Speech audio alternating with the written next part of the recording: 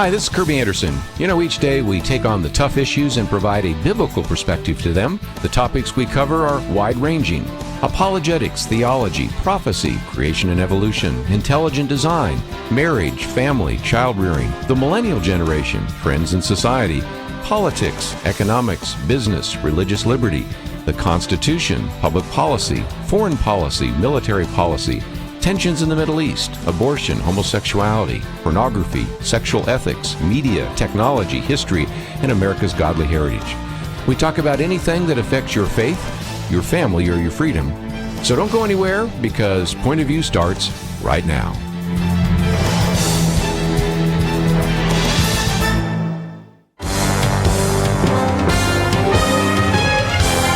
Across America, live.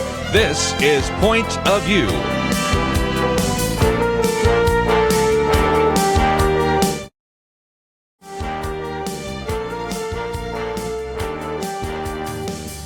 And now, Kerby Anderson. Thank you for joining me today. It is our Millennial Roundtable, and Nick Pitts will be joining me shortly, and we've got quite a number of things to talk about today. Of course, right now, the funeral has been taking place, or really the memorial service would probably be a better way to describe it, for George Herbert Walker Bush.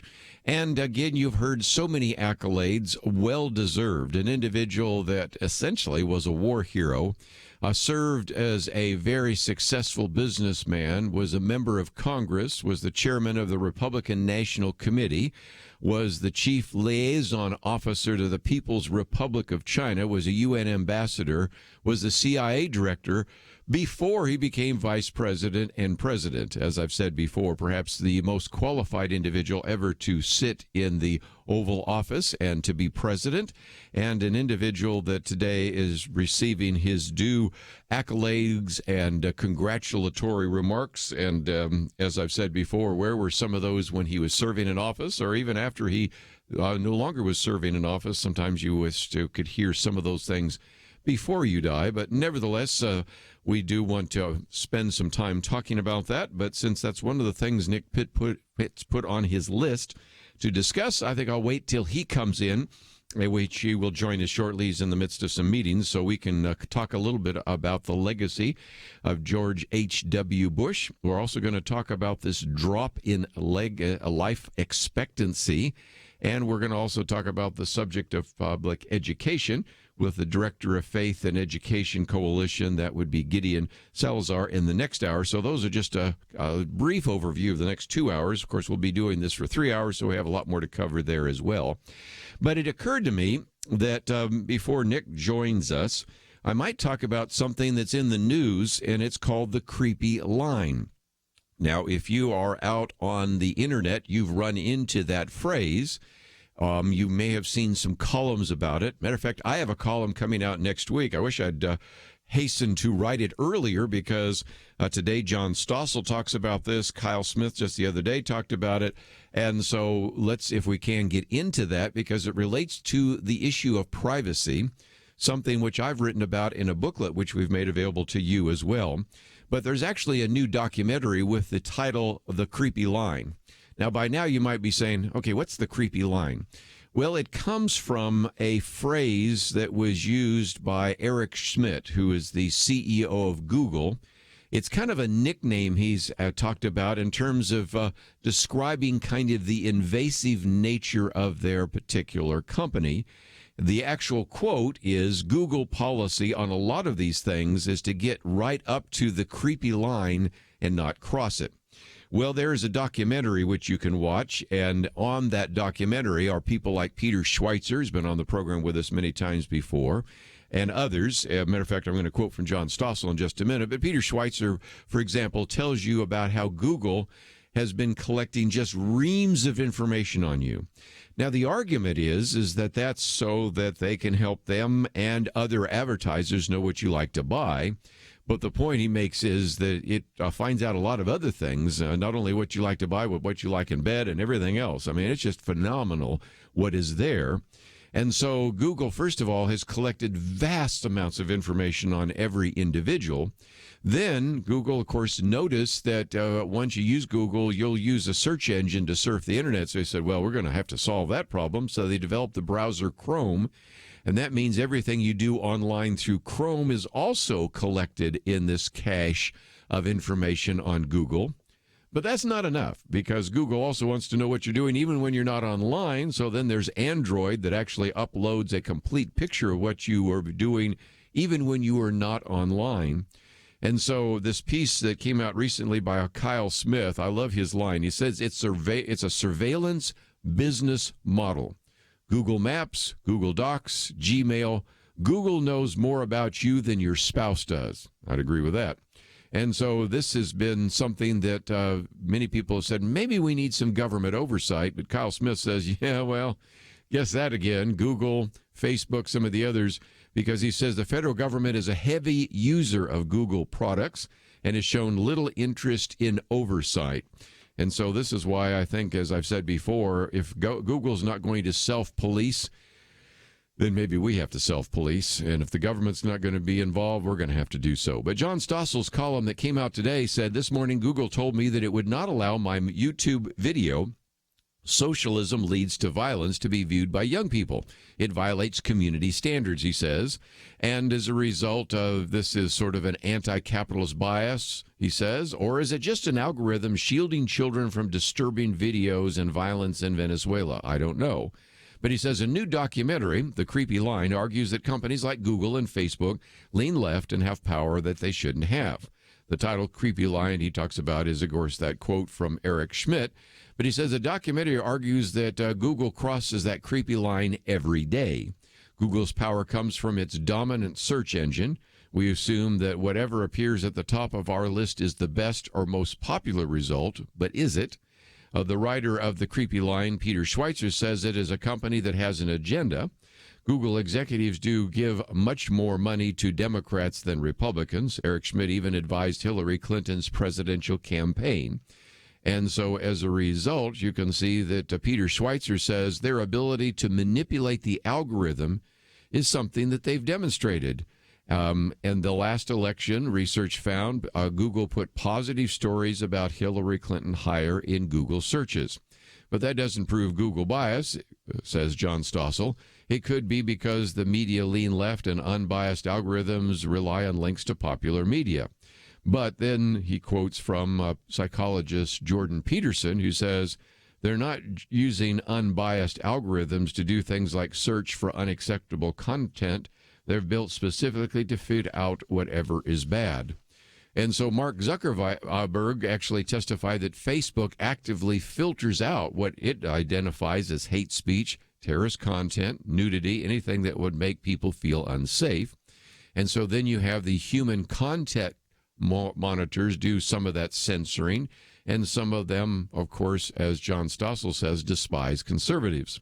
A former Facebook employee reported that the human censors sometimes ignored stories trending among Facebook users if the stories came from a conservative website.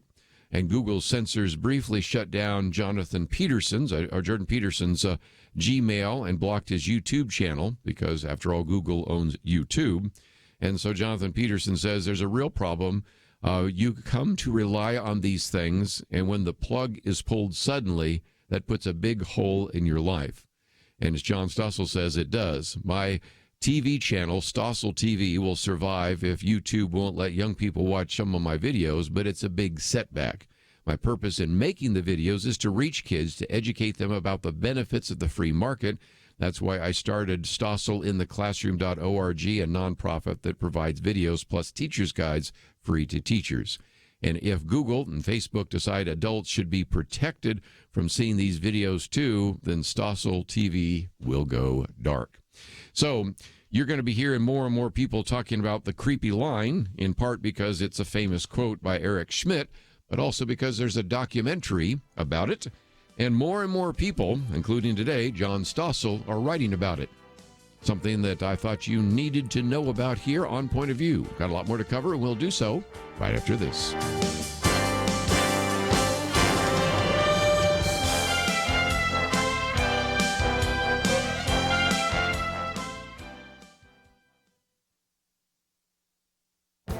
This is Viewpoints with Kerby Anderson. We have seen lots of examples of incivility towards political leaders and public figures. Senator Ted Cruz and his wife were confronted in a Washington, D.C. restaurant and had to leave. Senate Majority Leader Mitch McConnell and his wife were accosted while leaving a dinner at Georgetown University. Senator Rand Paul was physically attacked. And Tucker Carlson had a leftist group show up at his house and even damaged his front door while his wife cowered in a closet. Columnist Walter Williams argues that much of incivility and contempt for personal liberty has its roots on college campuses. In the past, I have documented some of those attacks against speakers. Charles Murray was harassed, and the liberal professor walking by him was attacked and sent to the hospital with injuries. Heather McDonald had her lectures disrupted at 2 universities. And I've interviewed most of these people I just mentioned and can tell you that they're gracious individuals who would never treat anyone else the way they were treated in public. Walter Williams is right. This disrespectful behavior is taught to them on the college campus. A recent poll conducted by the Brookings Institution found that nearly half of all college students believe that hate speech is not protected by the First Amendment. And since many professors and students label just about anything they don't like as hate speech, you can see why we have this behavior. The poll also found that more than half of college students think that they have a right to shout down a speaker with whom they disagree, and a smaller percentage of students think it is acceptable to use violence to prevent a speaker from speaking on campus. Leftist professors and students have taken over many campuses. It is time for administrators and other professors to turn this around, and it's time for us, taxpayers and alumni, to demand changes on campus. I'm Kerby Anderson, and that's my point of view.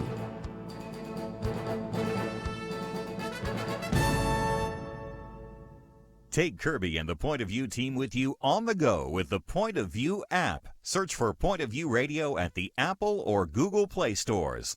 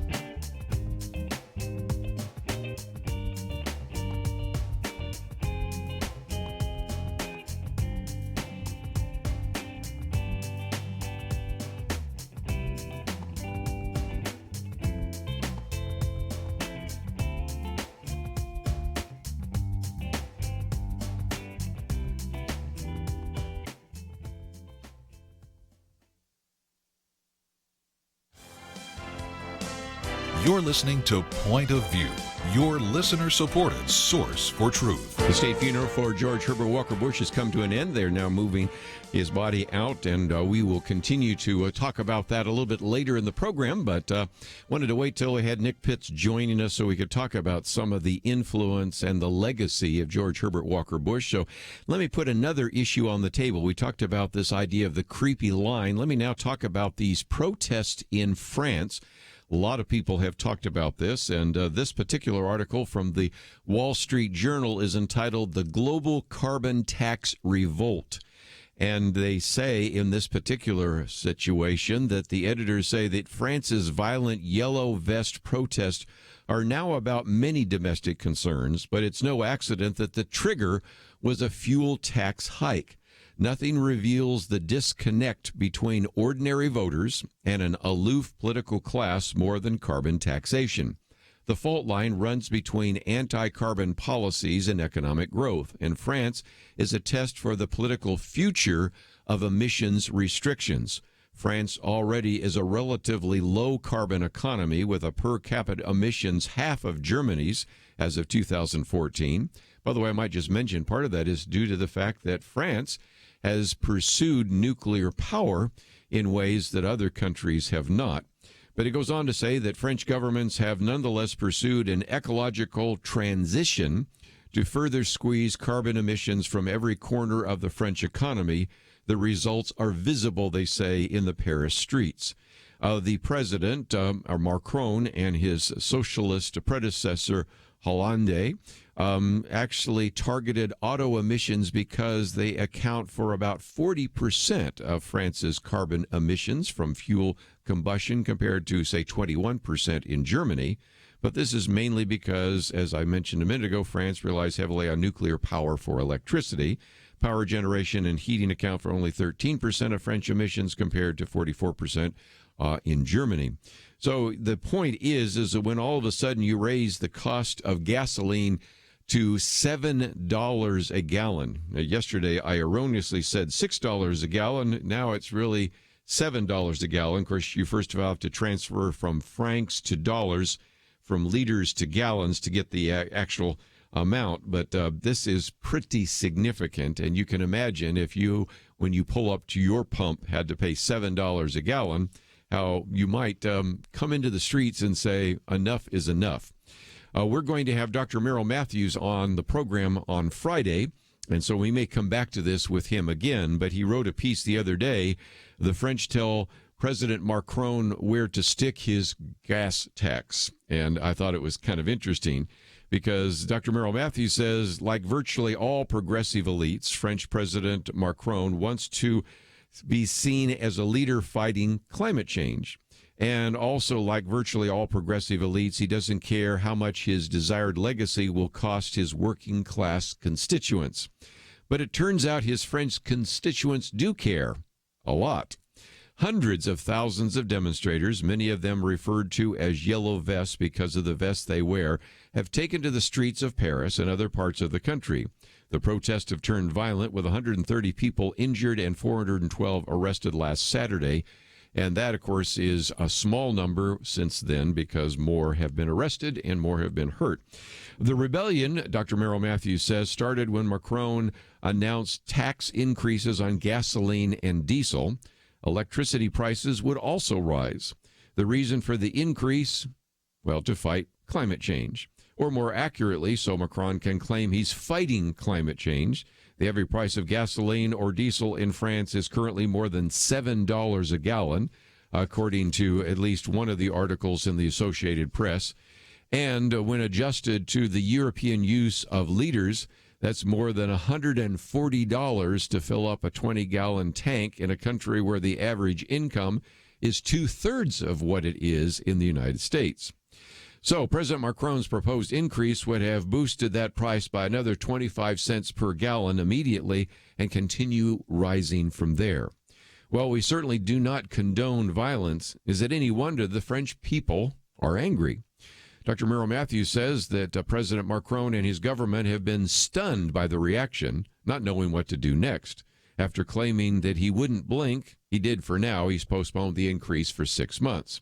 Gasoline taxes are just one of the most regressive taxes a government can impose because everyone buying gas pays the same price regardless of income.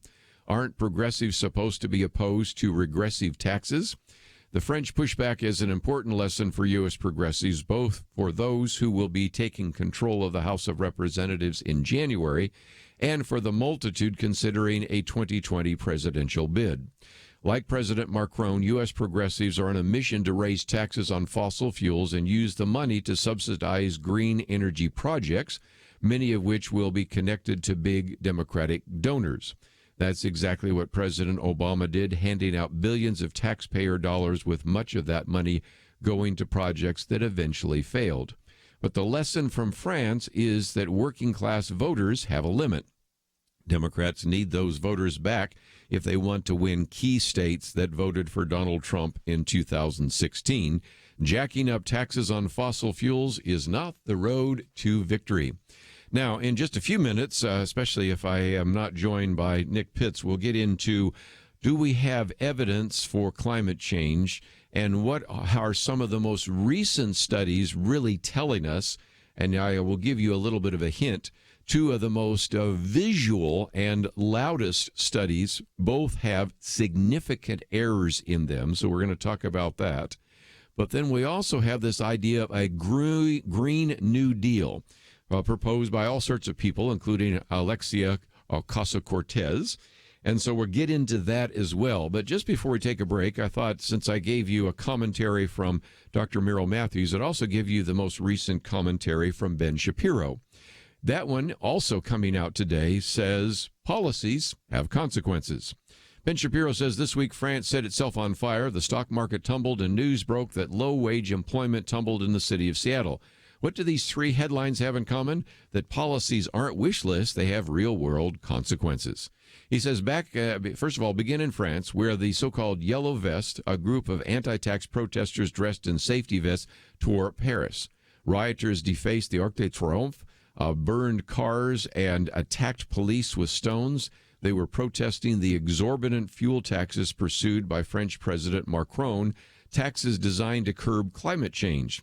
The fuel tax rates in France are already estimated to be a whopping 64% on unleaded fuel and 59% on diesel fuel. The riots resulting in the French government backing down, with the French president announcing no taxes worth putting in danger the unity of the nation. By polling data, more than 70% of French voters support the Yellow Vest, and Macron's approving rating has dropped to an anemic 23%. Then he says, move to the United States, where the stock market continued to experience outsized volatility this week. Volatility increased by the hot and cold pronouncements of President Trump on trade. On Monday, thanks in part to optimistic pronouncements on the postponement of a trade war with China, the Dow Jones Industrial Average rose more than 250 points. On Tuesday, President Trump tweeted that he favored protectionism, dubbing himself Tariff Man, and the stock market promptly plummeted more than 600 points. It turns out that talking up the economic benefits of domestic taxation on consumers doesn't do much for consumer confidence or investor optimism. Finally, let's look at Seattle, where the new analysis from economists at the University of Washington show that the city's forced $15 an hour minimum wage has resulted in serious consequences for low-wage workers. The study found that the cost to low-wage workers outpaced benefits by a ratio of 3-to-1, according to the Washington Post, amounting to an average of $125 per month lost to the average low-wage worker. That's something we've talked about before. Matter of fact, I have a commentary on it, but let's finish. Ben Shapiro says, but no matter, so long as they're politicians, there will be policies that achieve the opposite of their intended consequences. He says politicians, after all, don't have to show results. All they have to do is demonstrate is a willingness to help. Thus, the G20 last week announced that carbon taxes would offer significant opportunities for modernizing our economies. And he says, workers be damned. President Trump has declared that tariffs are an economic winner despite reams of evidence to the contrary, and Representative-elect Alexandria Ocasio-Cortez proclaims that we mustn't whine about minimum wage. If we don't implement a minimum wage, we'll only be paying human labor less than is required to live. The point he's making is policies have real-world consequences, regardless of how we wish they don't. It's a failure to cope with that basic fact that leads to so much of the finger-pointing we see in politics, with each side accusing the other of bad intention, as though pointing out a policy's failure is equivalent to rooting for its failure. It isn't. But rooting for reality is a far more sustainable economic strategy than fighting against it. Let's take a break. Got a lot more to cover. We will do so right after this.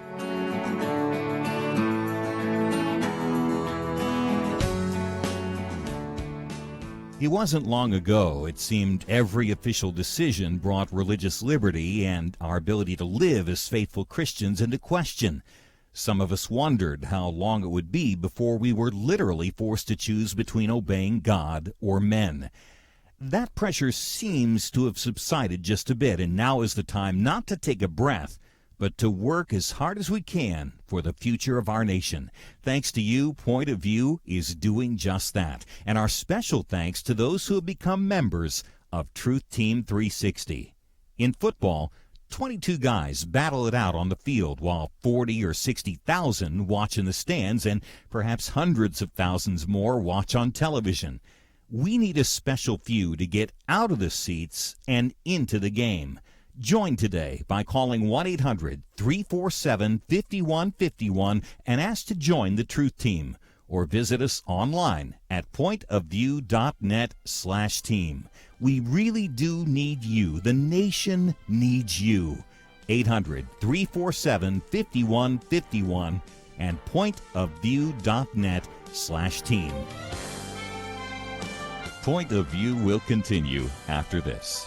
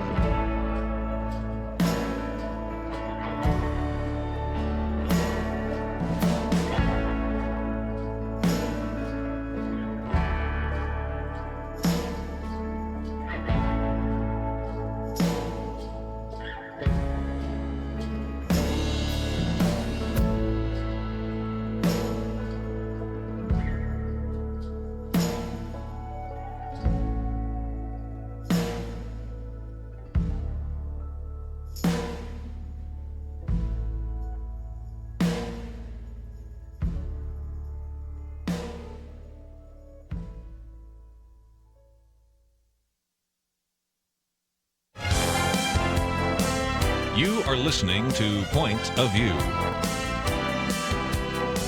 The opinions expressed on Point of View do not necessarily reflect the views of the management or staff of this station. And now, here again is Kerby Anderson. Millennial Roundtable. I just don't have any millennials with me at the moment, but I will. And Nick Pitts, when he joins us, we're going to spend some time talking about the legacy, George Herbert Walker Bush, as well as the the declining life expectancy. These are some of the articles that we've posted on our website, pointofview.net. But before he joined us, I thought I would spend just a few minutes talking about a couple of issues I've been following that aren't on the agenda. And one of those, of course, was this idea of a creepy line and the invasion of our privacy. And if you haven't obtained our little booklet on privacy and surveillance, it's still available to you at Point of View. And then I've been talking about this idea of the Paris riots and the consequences of that. And so we've had a chance to hear a little bit from the editorial board of the Wall Street Journal, from Dr. Merrill Matthews, who, by the way, will be in studio with us on Friday, and Ben Shapiro. Before I get into the whole issue broadly of climate change and what's called the Green New Deal, let me also give you one other perspective. This one comes from Pat Buchanan, who's been on the program with us as well. He says in Poland, all the signers of the 2015 Paris Climate Accord are gathered to assess how the world's nations are meeting their goals to cut carbon emissions. Certainly, the communication strategy as the run-up was impressive. In October came the apocalyptic UN report warning that the world is warming faster than we thought and the disasters are coming faster than we thought. What disasters, Pat Buchanan asks? Well, more and worse hurricanes, uncontrollable fires, floods, and the erosion of coastlines, typhoons, drought, tsunamis, and the sinking of islands into the sea. In November, the scientific report issued by 13 U.S. agencies warned that if greater measures were not taken to reduce global warming, the damage could knock 10% off the size of the U.S. economy by century's end. And at the G20 meeting in Buenos Aires, 19 of the attending nations recommitted to the Paris Accord. Only President Trump's America did not. Yet, though confidence may abound in Poland that the world will meet the goals set down in Paris in 2015, the global environmentalists seem to be losing momentum and losing ground. He says, consider what happened this weekend in France. Saturday, rage over a fuel tax by President Macron has postponed. I should say that he has proposed, although he certainly has postponed it as well, to cut carbon emissions brought mobs into the heart of Paris, where they battled police, burned cars, looted, smashed show windows at some of the elite stores like Dior and Chanel, and desecrated the Arc de Triomphe. In solidarity with the Paris rioters, protests in other French cities erupted. Virulent anti-elite, the protesters say they cannot make ends meet with the present burdens on the working and middle class. Specifically, what the rioters seem to be saying is this: we cannot see the benefits you are promising to future generations from cutting carbon emissions, and we cannot survive the taxes you are imposing on us in the here and now. What is happening, Pat Buchanan says, in Paris carries a message for all Western countries. Democracies, which rely on the sustained support of electorates, have to impose rising costs on those electorates, and if they are to deeply cut carbon emissions. But when the electorates cannot see the benefits of these painful price hikes, the greater the likelihood the people will rise up and repudiate those whom progressives regard as far-sighted leaders, such as President Macron. Paris shows that Western elites may be reaching the limits of their political capacity to impose major sacrifices upon their constituents, who are turning to populists of the left and right to dethrone those elites. Trump has been using tariffs to cut the trade deficits America has been running in recent decades, to bring manufacturing back to the United States and to restore America's economic independence. Excellent goals all, but the immediate impact of those tariffs is rising prices at the mall and retaliatory tariffs on U.S. exports. Before the long-term benefits can be realized, the pain comes and the protests begin. No one wins, Pat Buchanan says, a trade war, we are told. But an America willing to endure lost access to British imports in the 19th century emerged in the 20th century as the greatest manufacturing power history has ever seen, a nation independent of all others and able to stay out of the great wars of that century. Are the American people willing to make the sacrifices to restore their independence? Are the British people willing to pay the price that the restoration of their national independence via Brexit entails? Authoritarians have it easier. Morally revolting and socially ruinous as their hellish policies was, China was able to impose for decades a one-couple, one-child mandate for the most populous nation on earth. According to the Paris Agreement, poor nations were promised $100 billion a year starting in 2020 to cut carbon emissions. Anyone think that the newly nationalistic people of the West will tolerate that kind of wealth transfer to the third world indefinitely? And in the Paris Climate Accord, China and India were given a pass to produce carbon emissions while reductions were mandated for the Western powers. How long will the West go along with that while paying ever-rising prices to cut their own carbon emissions. China, according to the New York Times, consumes half the world's coal. More than 4.3 million Chinese are employed in the country's coal mines. China has added 40% of the world's coal capacity since 2002. Japan, the world's third largest economy, is planning new coal-fired power plants and financing them across Asia. What we are witnessing is an irrepressible conflict between democratic governments committed to cutting carbon emissions to, quote, save the planet, and their constituents who can refuse to bear those sacrifices by throwing out politicians like President Macron. Perhaps it says something about the future that the host city for this meeting of Paris Climate Accord is actually in Silesia, a region that is home to some 90,000 coal workers, around half of all the coal workers in the EU. So again, just an ongoing set of battles and riots taking place in France. And of course, the reason it is taking place is because of the assumption that we are going to have a dramatic increase in the mean temperature of the world.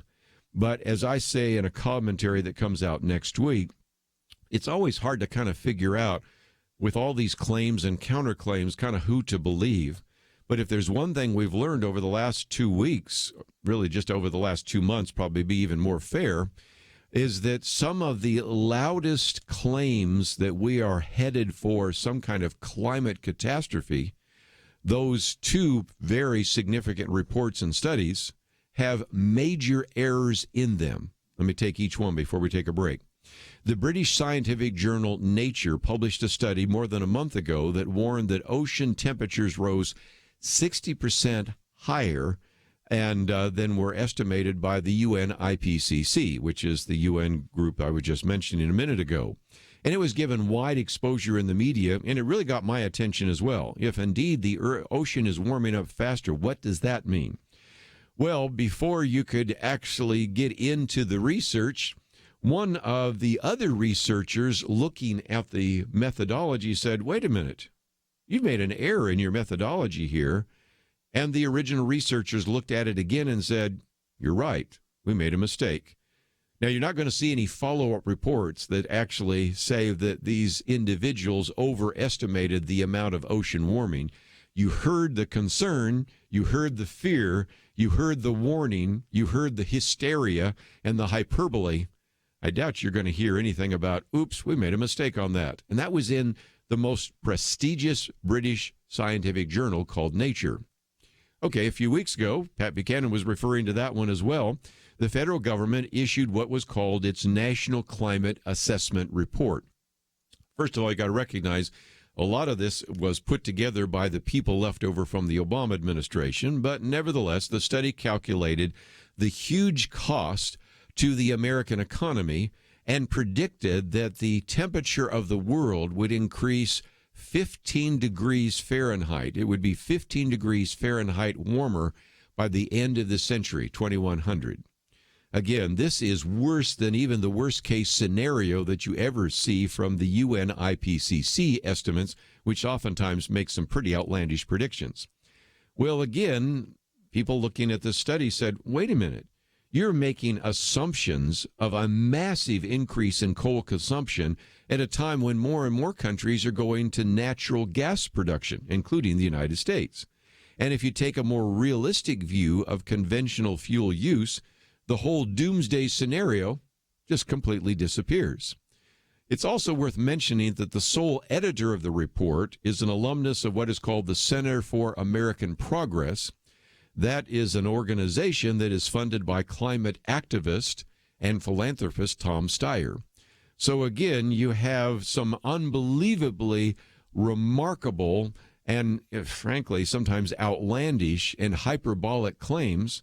And yet these two studies, the one in Nature and the one which was part of the National Climate Assessment, are based on what I think you'd have to say, in one case, an erroneous methodology, in the other case, an erroneous set of assumptions.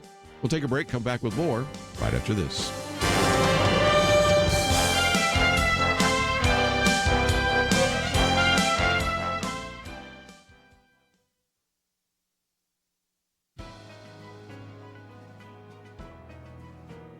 Welcome to the First Liberty Briefing. I'm Jeremy Dice. In Vermont, the United Church of Cabot needed repairs. Specifically, this historic church asked the voters to consider repairing the steeple stairwell along with other minor repairs.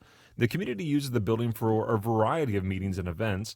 The taxpayers were even asked whether public funds, about $10,000, should be used to pay for these repairs. When the voters agreed to the project, someone raised an objection. A Vermont district court enjoined the repairs, concluding that the state's constitution categorically prohibits the public funding of houses of worship. But the Vermont Supreme Court disagreed. In sending the case back to the lower court, it said that the plaintiffs will have to demonstrate that painting the church building and assessing its sills is more like funding devotional training for future clergy.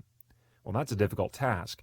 If we've learned anything from the U.S. Supreme Court's decision in Trinity Lutheran, it is that our country's dedication to separating church and state means neutrality towards religion rather than hostility.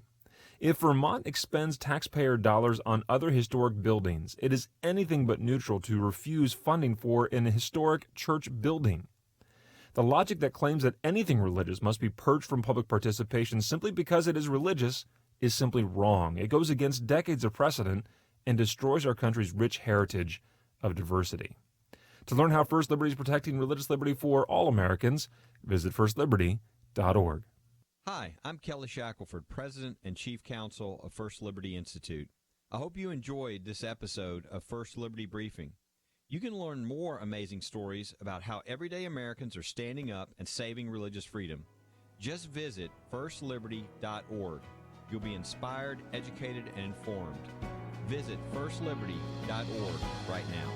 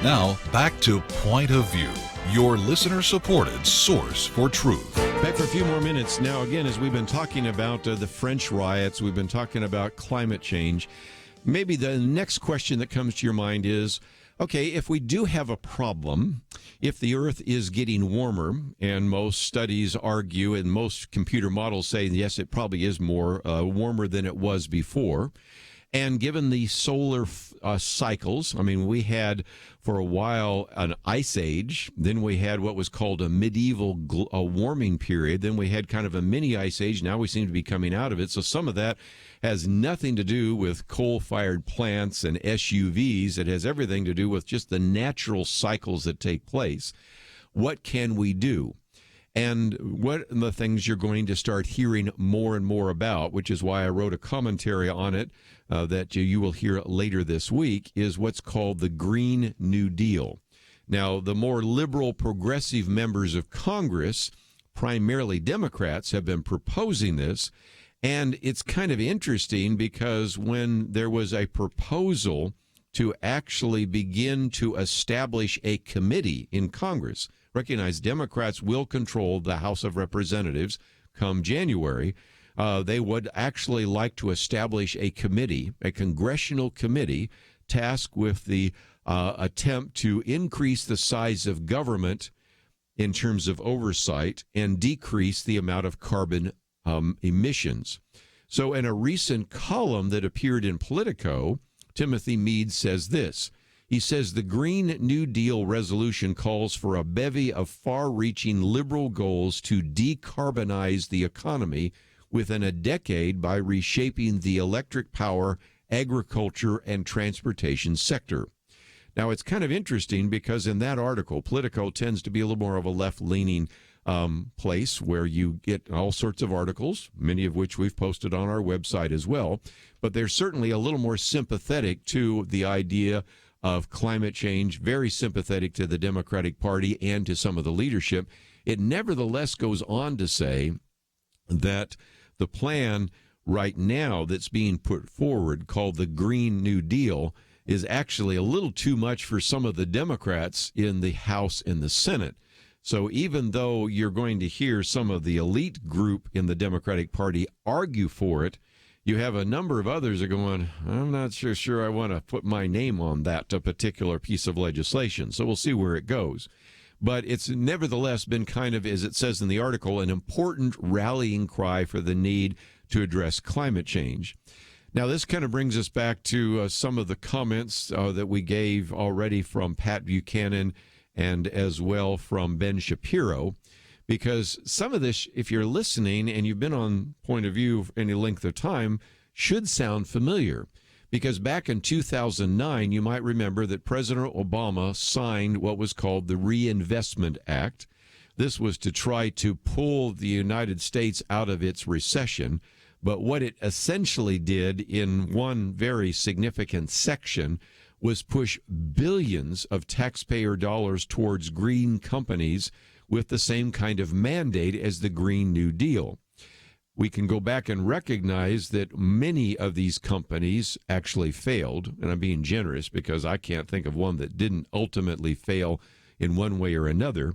But at the same time, you had a situation where some of the leaders pocketed some of the cash. And so as a result, this is why you've had people starting to say, wait a minute, we're not sure we want to head down this road of a Green New Deal because we already tried that once in 2009, didn't work out very well in terms of developing green new energy. But you don't also have to look at the United States. You can look at Australia and the UK to see that those were even bigger disasters.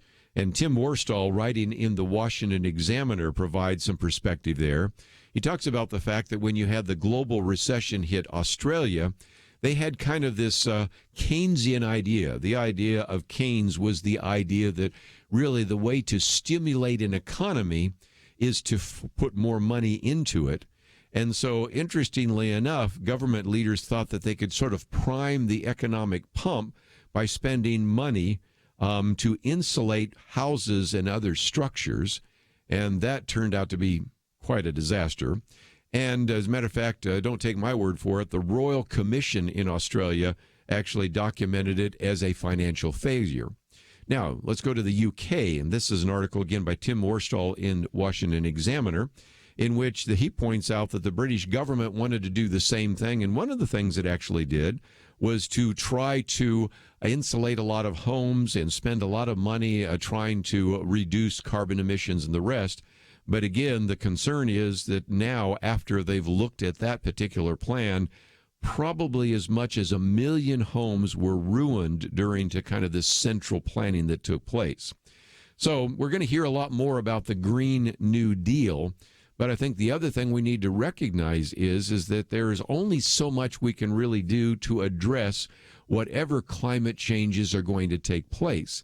A number of years ago, there was what is called the Copenhagen Consensus, where they brought together a lot of different experts, including 3 Nobel Prize winners in economics, and they evaluated all the particular problems that you have in the particular area of environmental concerns.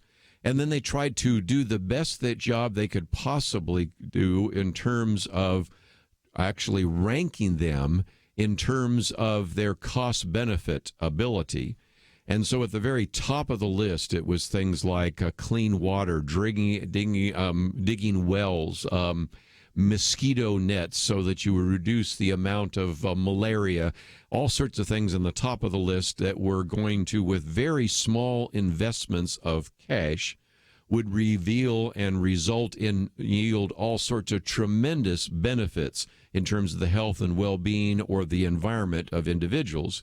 But at the very bottom of the list was dealing with this issue of climate change, and in particular, some of the things being proposed by the so-called Paris Climate Accord. Put another way, it's where you're spending enormous amounts of money as a result and having very little impact in the future. And even those who are really pushing for everything from the Green New Deal to dealing with climate change will begrudgingly admit that you can spend billions and even perhaps trillions of dollars and see a negligible impact on the mean temperature in this country and the mean temperature around the world. So we're going to hear a lot about things like the Green New Deal, about the Paris Climate Accords, and the attempt to address this issue of climate change. But the bottom line is very simple. You're going to spend lots and lots of money. You can, in some cases, devastate the economy, and as a result, your impact is going to be negligible. And when you see some of the riots in Paris right now, it's a reminder, as Pat Buchanan points out, even if you were convinced that these kind of changes are necessary, how long in a democracy will people put up with that if you're promising very few possibilities in the future and you're dealing with massive increases in the cost of gasoline and diesel right now? That's why you have those yellow vests out there in France, and that's why you're going to, I think, see more and more of the kind of pushback from some of these attempts to deal with climate change. One, because it's not going to be very effective, and two, because it brings a tremendous amount of pain right now for very future benefits that are hard to even measure. So let's take a break, and when we come back, we've got some other things to talk about. Matter of fact, we're going to spend some time talking with Girien Salazar about faith and education and what is happening in the public schools. We got a lot more to cover. We'll do that right after these important messages. There is no more dangerous time than when things are going well. Remember Elijah on Mount Carmel? Fire came down. There was no doubt who was God, but what happened next? He went from amazing faith to a time of great fear and depression. Many Christians have been very thankful a certain Democratic candidate for president was not the one to nominate two replacements for the Supreme Court. But as with Elijah, times of great victory are also times of great danger. Moments like this are not the time to take it easy. This is not the time to let our guard down. This is a time to double down on our work in the community, to serve and pray and plan and invest in a better future. This is the time to join Point of View's Truth Team 360 to make sure today's promising gains are not lost tomorrow. Show your commitment to our future by visiting pointofview.net/team or call 800-347-5151. Ask to join the Truth Team. Pointofview.net/team and 800-347-5151. Point of View will continue after this.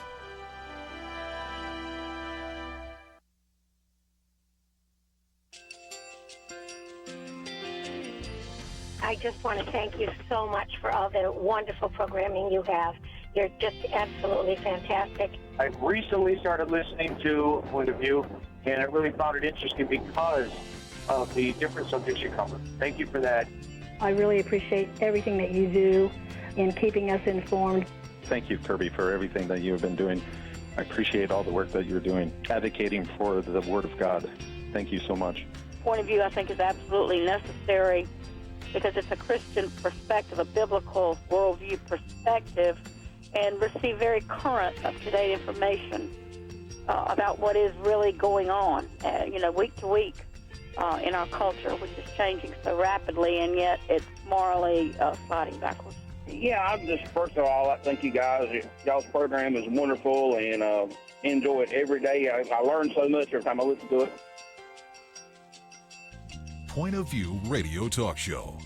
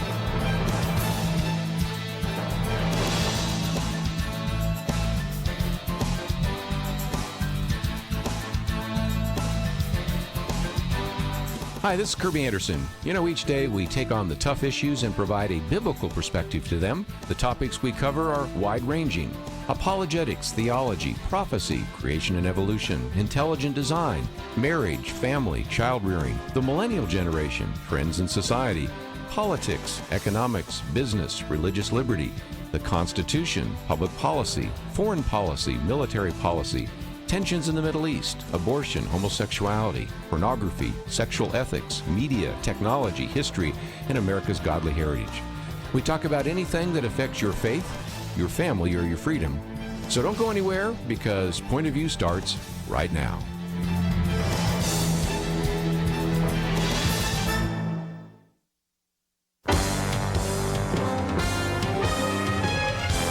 Across America, live. This is Point of View.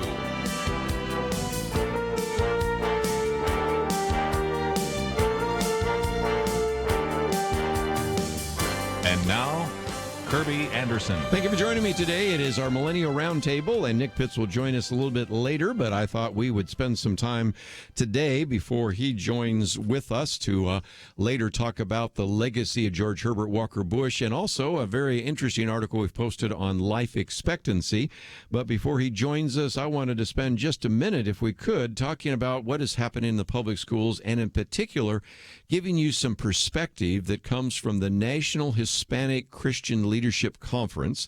And we have a very good article that is on our website where the NHCLC stands on public education.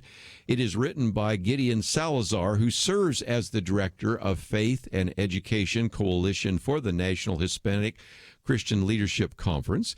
He is an individual that has a master's degree from SAGU, Southwestern Assemblies of God University, a place where I've spoken before. I even did one of the graduation ceremonies there, and has both a bachelor's and a master's, and is a third-year PhD student in leadership studies at Dallas Baptist University. Also has worked in the past as an associate professor for Latin American Bible Institute in San Antonio. He's taught English in Mexico, served as a member of the Naval Reserves. And Gideon, it's just great to have you on the program with us today. Hey, Kerby, thanks so much. It's an honor to be on with you, and I look forward to the discussion we're going to have. Thank you so much. Now, I know that Nick knows you a little bit better, but he got caught in one of those meetings, and you can relate to that, at Dallas Baptist University. So I've got the privilege of chatting with you for a minute, and if he joins us, we'll continue on. But one of the things we've posted here is the great work that you're doing there at the National Hispanic Christian Leadership Conference, and where you stand on the subject of public education. And one of those big issues is the issue of life, religious liberty, and biblical justice, because we recognize that the vast majority of young people are in the public schools, although we do spend a fair amount of time talking about Christian schools and homeschools and the rest. And so I thought it was really good that you actually put together a piece which I would encourage people to read and even comment on, or maybe even post on their Facebook page, on kind of where you stand on the issue. And if you can, give us some of the background. What was the occasion and the reason for publishing this particular statement? Well, I appreciate the nod to the article, and in fact, when I was just kind of bringing this together, it wasn't maybe 6 months ago, I took over the reins as serving as the director of the Faith and Education Coalition. And so the things that I put together, I'm standing on the shoulders of people before me. And so I wanted just to kind of reiterate, where we stand on public education, and particularly from a Christian perspective. I think a lot of the dialogue in regards to public education can come off pretty negative.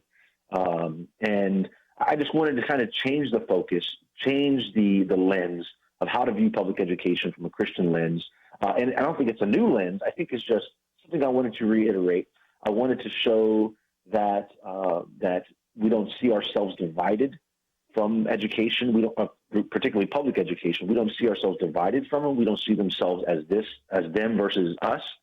But we see it as, how can we serve the vast majority of our students well? How can we serve our taxpayers well? How can we be stewards of the things that God has placed in our hands?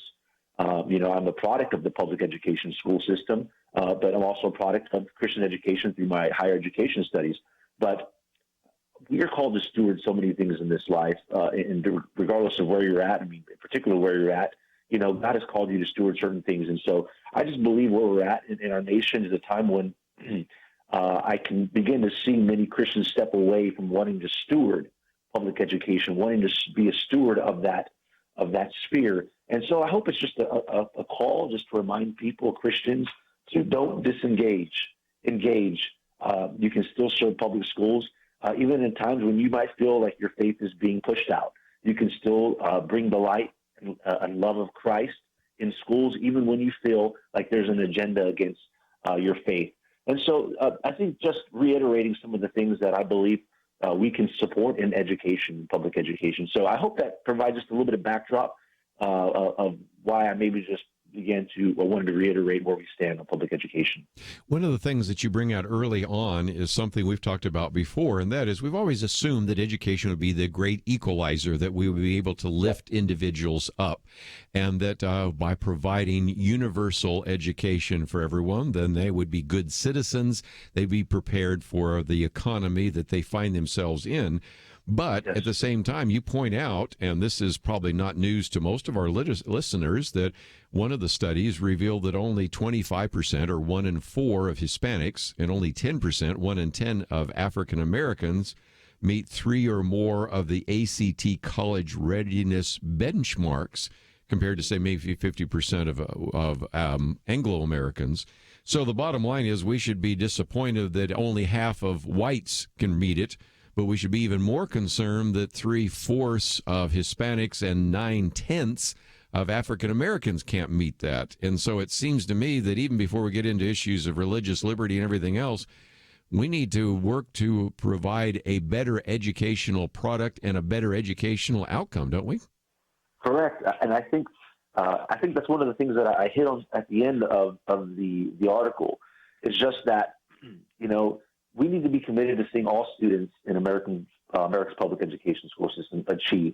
And that should be the end of public education, to come out college ready, career ready of that system. And if we're not doing that, it doesn't matter what ethnicity you are. You're Asian, Black, white, Hispanic, of Indian descent.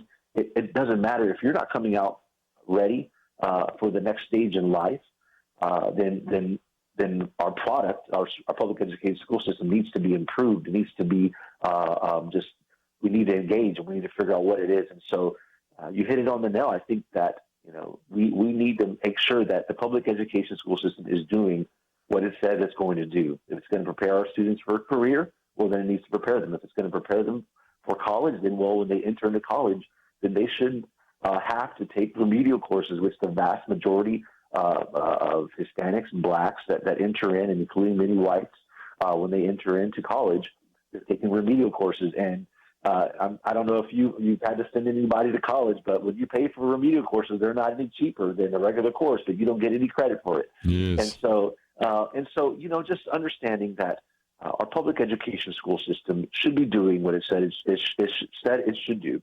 And how can we hold them accountable? How can we ensure that this is happening? And I think Christians can continue to engage in this, and I think it's all right. It's our responsibility, as I said, to steward what we have. We owe it. Our government owes it to our taxpayers. It owes it to our students to provide a high quality education that prepares all students for the next stage after high school graduation. Let's take a break, and when we continue our conversation for a few more minutes with Girien Salazar. He, again, is the Director of Faith and Education Coalition for the National Hispanic Christian Leadership Conference. And let me open up the phones in case you have a comment or a question. Do you think we are producing a good educational product? What about this study? Again, I would encourage you to get this article that we've posted here, and you can not only read his comments, but it also links you back through an HTML link so that you can actually see those studies that, once again, very discouraging. And so I'd love to get your comments as well. 1-800-351-1212. How do we as Christians think about the public education system? We'll be back right after this.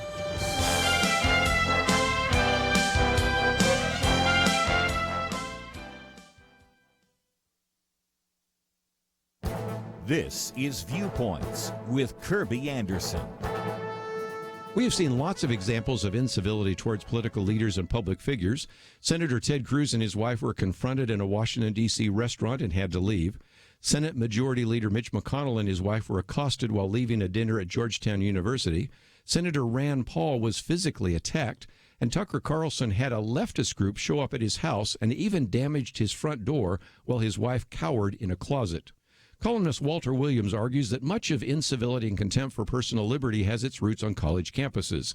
In the past, I've documented some of those attacks against speakers. Charles Murray was harassed, and the liberal professor walking by him was attacked and sent to the hospital with injuries. Heather McDonald had her lectures disrupted at 2 universities. And I've interviewed most of these people I just mentioned and can tell you that they're gracious individuals who would never treat anyone else the way they were treated in public. Walter Williams is right. This disrespectful behavior is taught to them on the college campus. A recent poll conducted by the Brookings Institution found that nearly half of all college students believe that hate speech is not protected by the First Amendment. And since many professors and students label just about anything they don't like as hate speech, you can see why we have this behavior. The poll also found that more than half of college students think that they have a right to shout down a speaker with whom they disagree, and a smaller percentage of students think it is acceptable to use violence to prevent a speaker from speaking on campus. Leftist professors and students have taken over many campuses. It is time for administrators and other professors to turn this around, and it's time for us, taxpayers and alumni, to demand changes on campus. I'm Kerby Anderson, and that's my point of view.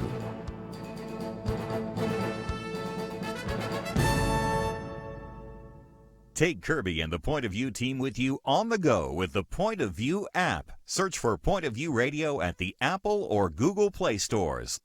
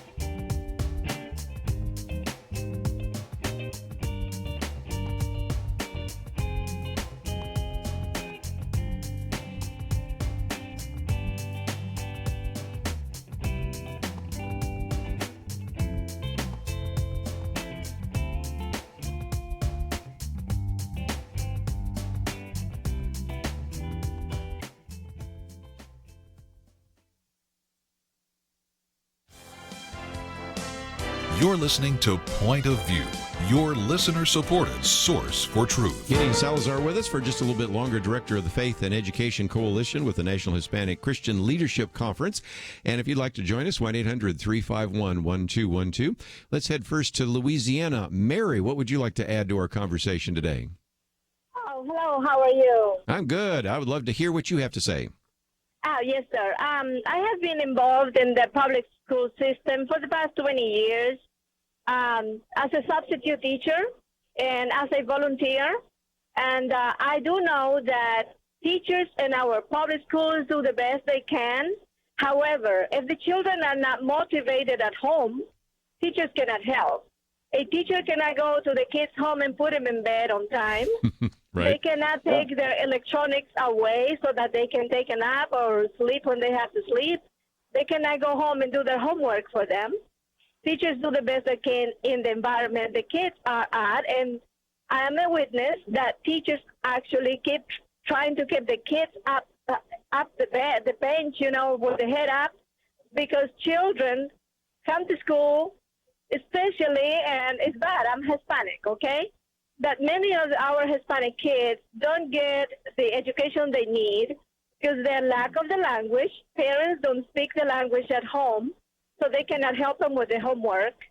And many of our black kids, for one reason or another, I'm not going to say all of them, but many of them, they will come and put their head down on their desk or recline on their desk while everybody else is doing their work.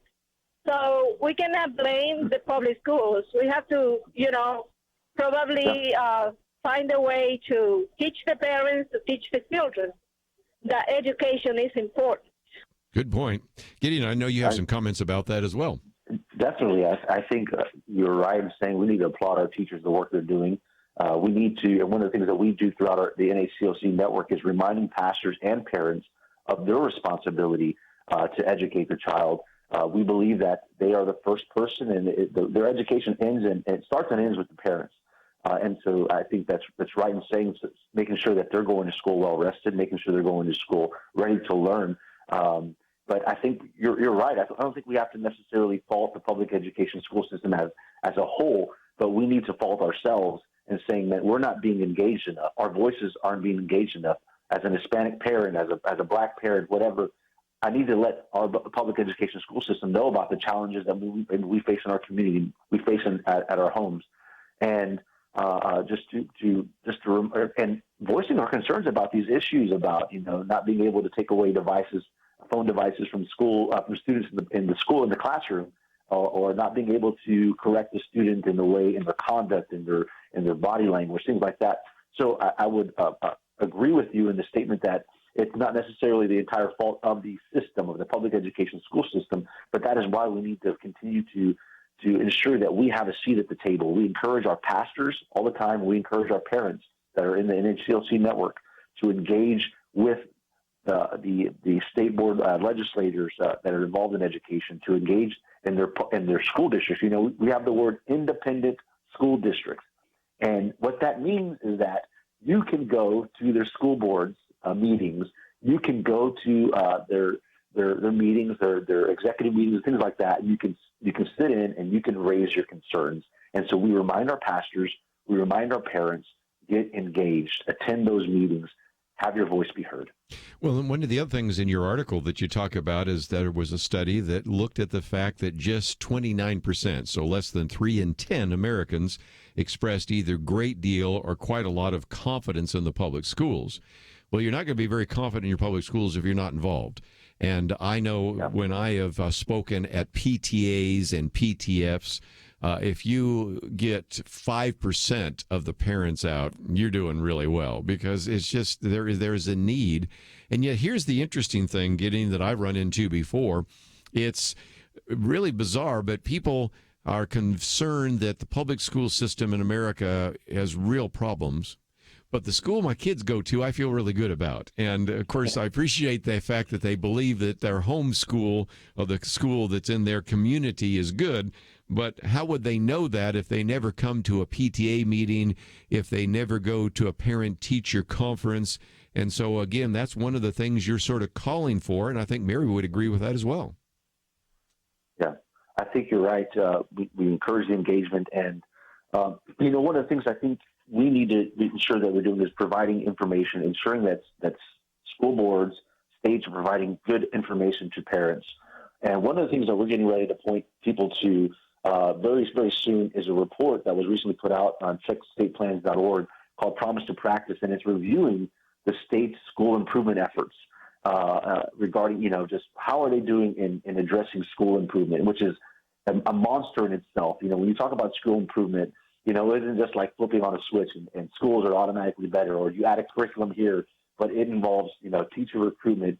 It involves curriculum. It involves social support structures. There's just so many things that need to be considered when we talk about school improvement. And so we're getting ready to get that information out into people's hands so that they can begin to dialogue and discuss it. And so our pastors can raise those concerns in their state or raise their concerns at their school boards. So engagement is important. I think information, getting our parents, our pastors information so they can engage is equally important.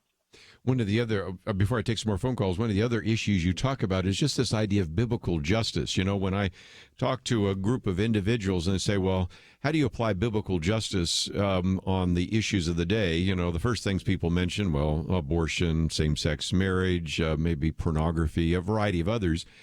We don't always think about this idea of biblical justice when it comes to the public school system. So one of the reasons I want people to read your article, which gets into life, religious liberty, and biblical justice, is it may kind of get people thinking outside the box a little bit. How do we apply biblical justice to the public school system? Can you give us kind of a brief kind of summary of that?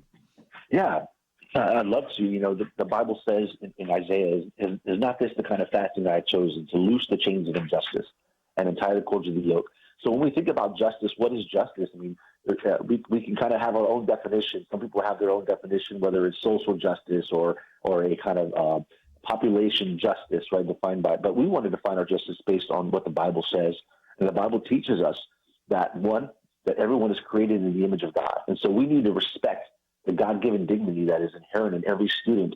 And that means not dumbing down the education for one group of students and raising the standards of education for another group of students just because we expect different outcomes. But no, holding all students accountable to the same rigor, to the same standards of education so that they can potentially have the same type of outcomes and pursue the same goals. And so that's one form of ensuring that there's biblical justice. Another form would be to ensure that we are honoring, the taxpayer. I think that's very explicit in the Bible, where we are told in Romans, render to all what is due them. And so what is due to our taxpayers? What is due to our students?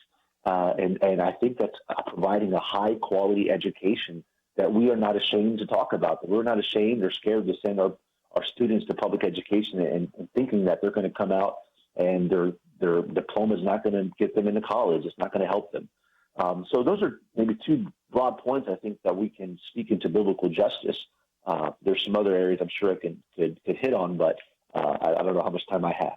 Well, we're getting close to the break, and one of the things I wanted people to know about is that there is a wonderful website, which is the National Hispanic Christian Leadership Conference, and then you are now the director of the Faith and Education Coalition. So I really want people to read that article, and I also want people to find out a little bit more, and especially for our Hispanic listeners, this is not the first time we've talked about this organization, but it may be the first time they've heard about it, and you would certainly encourage them to join with you at the National Hispanic Christian Leadership Conference, wouldn't you? I would.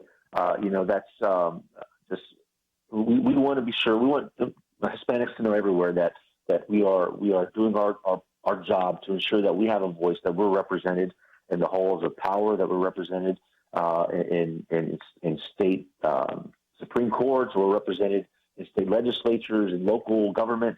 We are providing a platform for people to engage, and particularly for Hispanic faith leaders to engage their voices. So we want to encourage anyone out there to if you are a Hispanic faith leader, to get involved with the National Hispanic Christian Leadership Conference and see how you can become a leader in helping us to have a voice and to advocate for not the agenda of the donkey or the agenda of the elephant, but the agenda of the lamb. Well, again, we've had Samuel Rodriguez on this, Reverend Samuel Rodriguez, so we wanted you to know about the National Hispanic Christian Leadership Conference. And today we've been talking with Girien Salazar. So, Girien, I appreciate you joining with us today here on Point of View. It's been a pleasure, and I know this might not ever get out to any of the Bush family, but our condolences to the Bush family and to the passing of the great number 41 George Bush. We're going to take a break, and when we come back, we'll take some of your phone calls. A few of you have some comments about that, and then we'll talk about the legacy of George Herbert Walker Bush. All that coming up right after this. Protect the health of the nation. Join the Point of View Truth Team. pointofview.net/team. pointofview.net/team. Or call 800-347-5151. So there's this guy named Jordan. He's a healthy guy. He's a dad of 6, and he works as a guide in Alaska. And he goes to the doctor, true story, he goes to the doctor, and he's diagnosed with cancer, stage 4. And here's the thing. He had switched earlier from medical insurance to Medishare, where Christians share each other's medical bills. So the question for Jordan and his wife, Jenny, was, is this actually going to work? Our medical bills exceeded $160,000. Medishare members shared all our bills. And it was about more than just the money, too. This is a real community. Medishare is a family, a group of people that stick with you through the hardest times of your life. I just don't know how I could have done it without Medishare. It's so worth looking into. There's a reason this is growing so fast. So if you want to find out more, here is a number for you. 855-90-BIBLE. That's 855-90-BIBLE. Point of View will continue after this.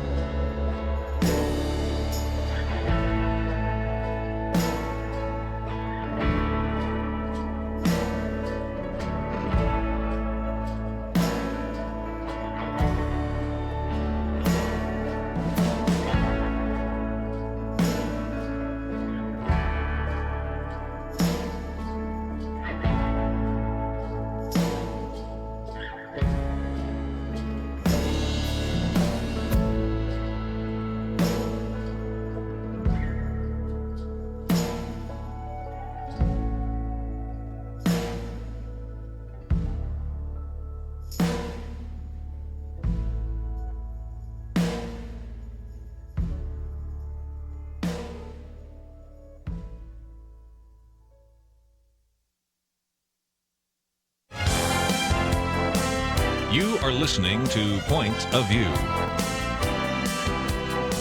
The opinions expressed on Point of View do not necessarily reflect the views of the management or staff of this station.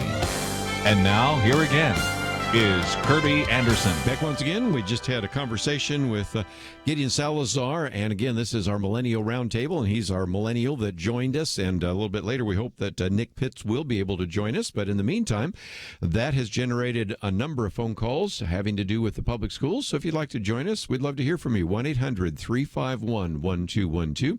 Let's head out to South Carolina first. WAGP, and Dennis, what's your point of view?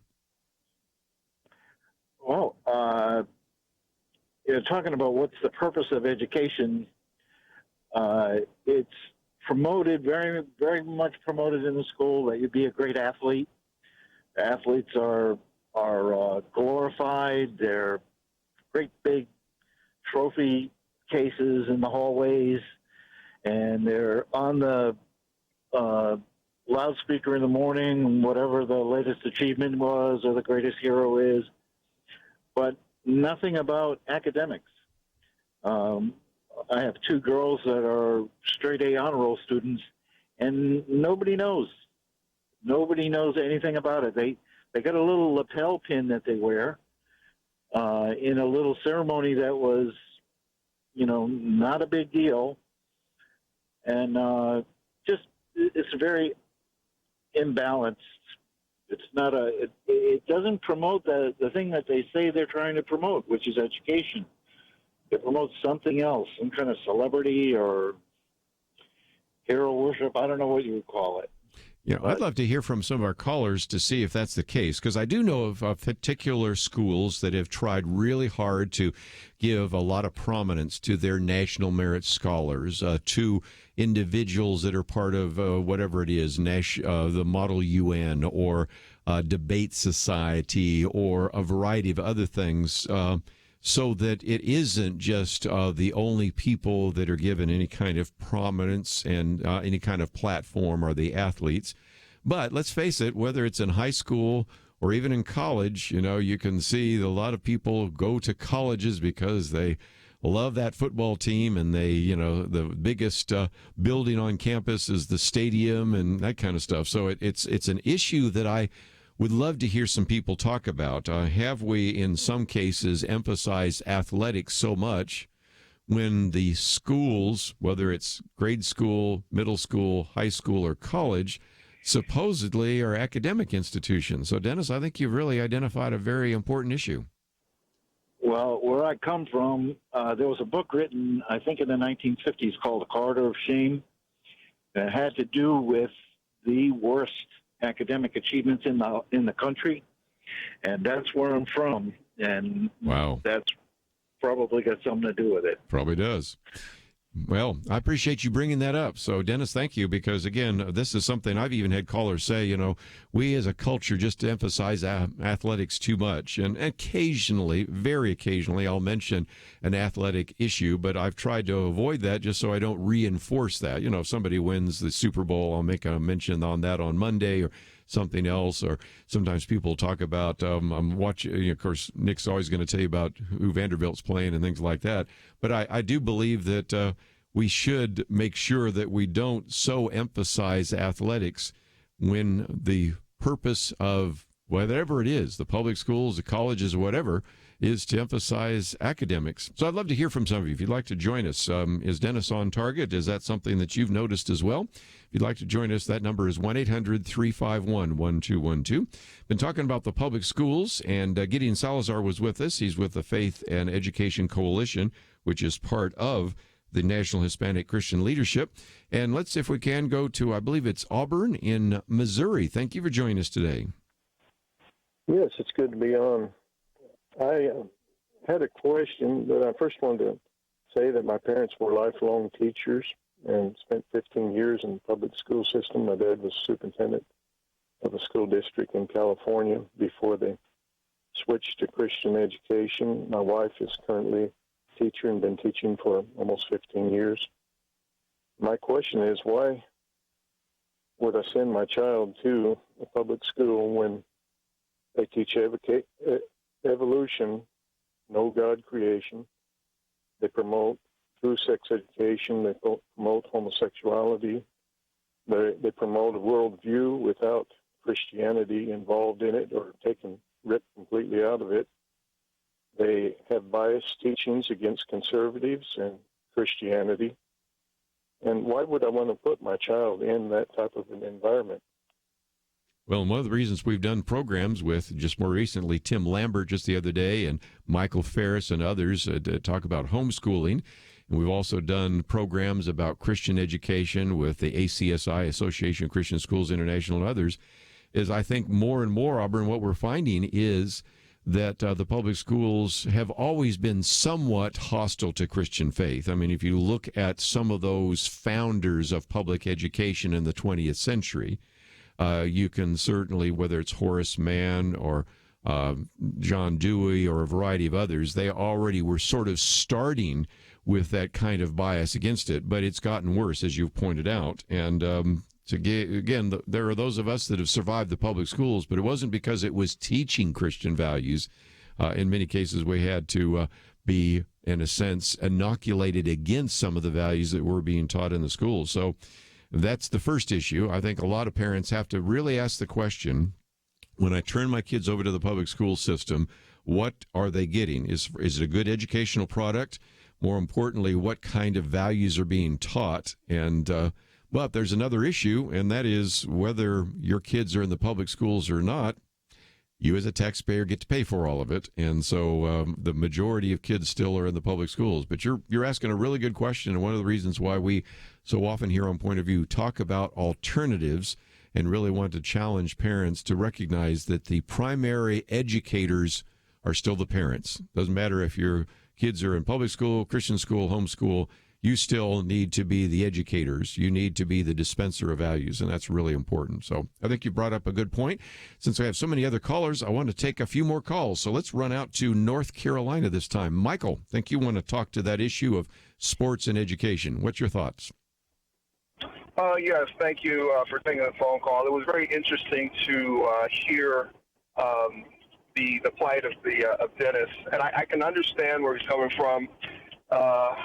I'm in North Carolina, but I'm originally from Los Angeles, and so across the country, you kind of see the impact of so much sports. You see it in high school, you see it in the little league sports that goes into college and in the profession, and then all the money that's built into that. And I was looking for a scripture, but I know it's in Proverbs, and it's a little bit different, but they were talking about whether or not gambling was a sin. And as they were looking at Proverbs, it was saying that when you follow a fantasy, that's not really God's plan. And when we look at education and sports, we see sports becomes almost kind of this fantasy where I want to get my child into the professional sports because he's going to make a big name for himself. And so we usher ourselves around this concept of making a name. And because we make that name, we think that it's going to create this fantasy. We're going to create this wealth. But we're chasing after this fantasy, but that's what the world is doing. Let me help you real quickly. It's Proverbs 12, verse 11. Those who work their land will have abundant food, but those who chase fantasies will have no sense. Go ahead. Exactly. And so I think when we look at Christ, there were places where he was saying things and people were like, oh, yes, yes, yes. They wanted him and he was, the hero. But when he got to key places of learning and teaching who we are in Christ and who we are in God, they were like, you know what? That's not so much what I want. And I think that when we get to education, we want the name, we want what the sports folks want, but there's a development process. And I was just talking with my son yesterday, and I said, what I'm teaching you now is what I hope that you're going to expect out of your kids when you get to the point when you have children. He's 17 years old. Good for you. He's not going to get the lights and sirens. His name's not going to be written all over the place. But even as I'm kind of thinking about almost perfectly as the 41st president passed away, he is really his headlights or headliner is in heaven, and he's getting his reward there. And I wish I could imagine, the pomp and circumstance and the procession that may be happening in heaven. And it says, yes. Ladies and gentlemen, entering the kingdom of heaven. And that's what we're looking for. Good line. We need to take a break. We'll take some more phone calls right after this.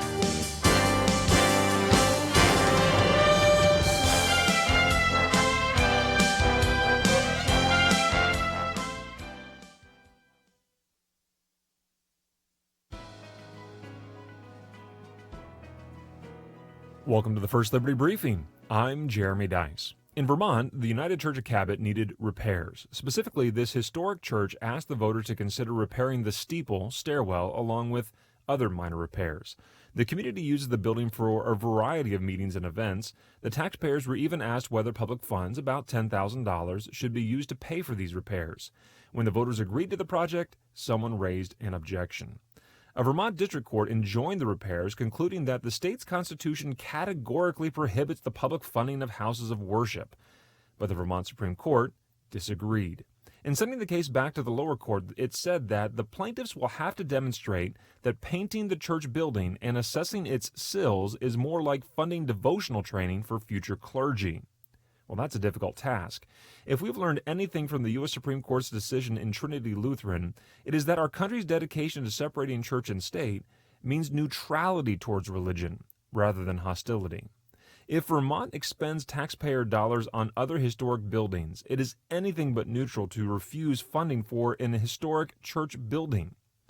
The logic that claims that anything religious must be purged from public participation simply because it is religious is simply wrong. It goes against decades of precedent and destroys our country's rich heritage of diversity. To learn how First Liberty is protecting religious liberty for all Americans, visit firstliberty.org. Hi, I'm Kelly Shackelford, President and Chief Counsel of First Liberty Institute. I hope you enjoyed this episode of First Liberty Briefing. You can learn more amazing stories about how everyday Americans are standing up and saving religious freedom. Just visit firstliberty.org. You'll be inspired, educated, and informed. Visit firstliberty.org right now.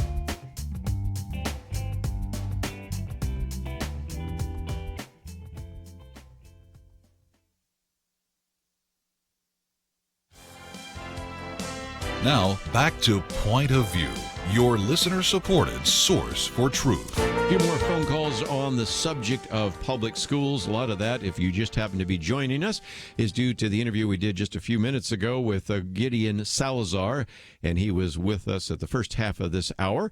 And then we'll get into some other issues, and I hope that we'll have a chance to have Nick Pitts join us, and we can talk about the character of George Herbert Walker Bush and of some of the other concerns we've posted today on the drop of life expectancy. But let's head out to Ohio this time. Ron, I think you wanted to add a very important point to our conversation today. Well, I just like to make a comment. I just wonder, I hear sometimes that we spend the most in our country here in America on as education as far as the students, the most money per capita per student, whatever, our government. And yet, are we like 30th in the world for really learning and education. And I just wonder how much that has to do with these union teachers. Not all of them, of course, but once they went union, I just think things even got worse. Well, and again, let's talk about it in a couple of different issues. First of all, we are at the very top of dollars spent per student, per pupil. I think you got one other country, was it Luxembourg, something like that, it's higher. But basically, essentially, we spend more in education per pupil than any other particular country, at least in the Western world. And then, in terms of academic performance, oftentimes we're at the very bottom of some of the percentiles. Now, again, some of the best are the best. The best and the brightest are still the best and the brightest. You look at some of the National Merit Scholars and some of that. They are going to, in some respects, because of their just native intellectual ability, thrive no matter what school system you put them in, no matter what kind of environment you put them in. But that's the rarity. The concern is that we are spending a lot of money. Now, Ron, where's it going? Well, first of all, not all of it's going to the classroom. You can hear teachers say, look, I have to spend my own money to provide supplies for these kids. So where is it going? Well, in some cases, it's going to a very bloated bureaucracy. You mentioned, of course, the union schools and some of those issues as well. And then when you talk about what happens in the system, we've sometimes talked about this in the program, when you put good teachers in a bad system, the system wins.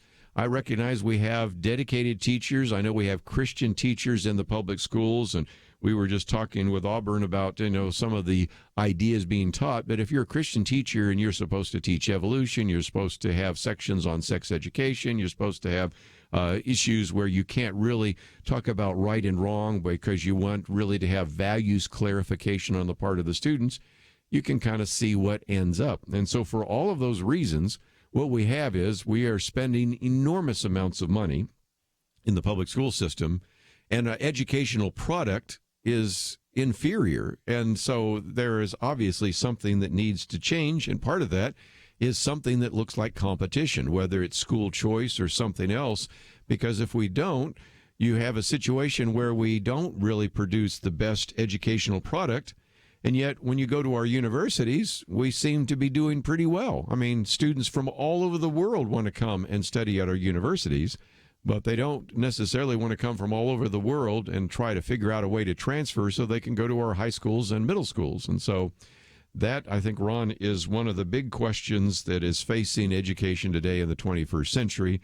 Nobody expects President Donald Trump to be the education president like George Herbert Walker Bush was.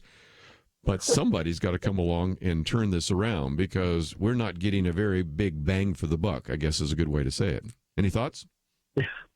Well, it makes sense to me. But sometimes I have a problem when the teachers say we can't afford, we got to buy things for the students. Right now, the union teachers are probably one of the highest paid. If you look at their salaries, what their pensions, I don't know maybe what they get paid during the year. When they retire, it's so out of sight. It's just like police and firemen. I'm not saying we don't need these people. We definitely do. But when they get so greedy with their unions compared to the people who pay them in the private sector, I do have a problem with that. Well, again, Ron, I appreciate you bringing that up. And one of the reasons we wanted to have Girien Salazar on here was just to really talk about kind of this idea of biblical justice and how it relates to the public schools. And then the whole issue of religious liberty, which we didn't get into very much, but we sort of alluded to that a little bit when we were talking with Auburn earlier, because if you're a Christian, sometimes the public schools are really, if not hostile towards your Christian faith, or certainly not encouraging in your Christian faith. So I don't want to overplay that, but if you've listened to any of our programs on Friday when we have Kelly Shackelford here, or even when we have our Millennial Roundtable, where you've had some of these individuals that have sat around this table that are lawyers, you recognize that teachers find themselves being censored, in some cases fired, because they talked about having a Bible on their desk or talked about a Bible verse. The students, recently, we talked about one just a week ago up there in, of all places, Honey Grove, Texas. I happen to know that because my grandparents, interesting enough, were actually married in Honey Grove, Texas. I didn't even know I had relatives in Texas until I moved here and found that out. And yet in that little particular area, they said these young kids can't pray over their meal. And if the kids were going to pray, they had to pray behind a curtain. I mean, it just shows you kind of the religious liberty issue. And so on the one hand, we have a situation in which we're not producing a very good educational product. A lot of these individuals that are coming from the public schools are not able to compete effectively in the colleges.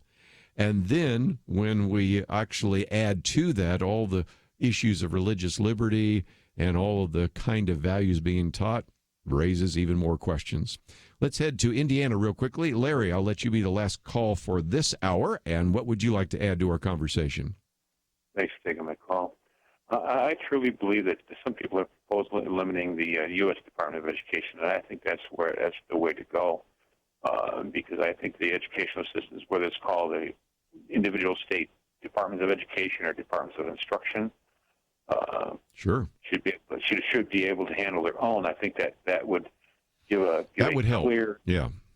clear indication from state to state as far as how the states are performing this, and the U.S. Department of Education, Common Core, all of those things. I think the individual states would be more apt to bring back in a good civics education. Yes, and individually be able to make determinations concerning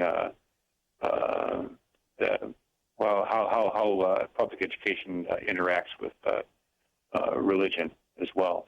And so I think that would be the way to go. And the states would be more alerted to other states performing better than them, and in that way it would be a better comparison between states and give better incentives to these other states that are performing more poorly to perform better and like that. So. I would certainly agree. And for people that are younger, since this is the Millennial Roundtable, I might say, well, what would happen if we didn't have a Department of Education? Well, I need to point out that it was President Jimmy Carter that created the Department of Education. Education was doing quite well without a national or federal Department of Education. And actually, Ronald Reagan ran on a platform to abolish the Department of Education. And one of the very unfortunate things is that the Secretary of Education was Bill Bennett. The Undersecretary of Education was Gary Bauer. And the conservatives kind of liked Bill Bennett and liked Gary Bauer. So some of the incentive to get rid of the Department of Education in the 1980s kind of faded away, and we find what we have today. A federal department that actually is, I don't think, providing very much service to the states. And when you talk about education, I think it is best when it's at the local level. Even at the state level, sometimes it's better to have it back at the local level. And so I would agree that would be a solution. And we'll see if anybody ever implements it. The one opportunity under the Reagan administration never happened, and that's part of the problem. Some evidence of immortality can be found in some of these government bureaucracies. We'll be right back. Why do you give at Christmas? Many things are for the enjoyment of those most important to us. But on this Giving Tuesday today, I urge you to give to the nation. As Christians, we believe in truth, and sometimes that means disagreeing with others. But Point of View teaches you how to disagree more agreeably, how to dispute wrong ideas without dismissing the one who holds them. An investment today in Point of View Radio is an investment in peacemaking, something we all need more of. And right now, we're having a sale. What I mean is that because of a matching gift, supporting Point of View's peacemaking is half price. When you give $20, it's worth $40 to our mission. $50 grows to $100. Now, the match is limited, so take a few moments right now. Don't put it off. Invest in peace. Invest in our nation. Invest in Point of View. It's fast and easy online at pointofview.net or on the phone, 800-347-5151. Today is the day. Giving Tuesday. Pointofview.net and 800-347-5151. Point of View will continue after this.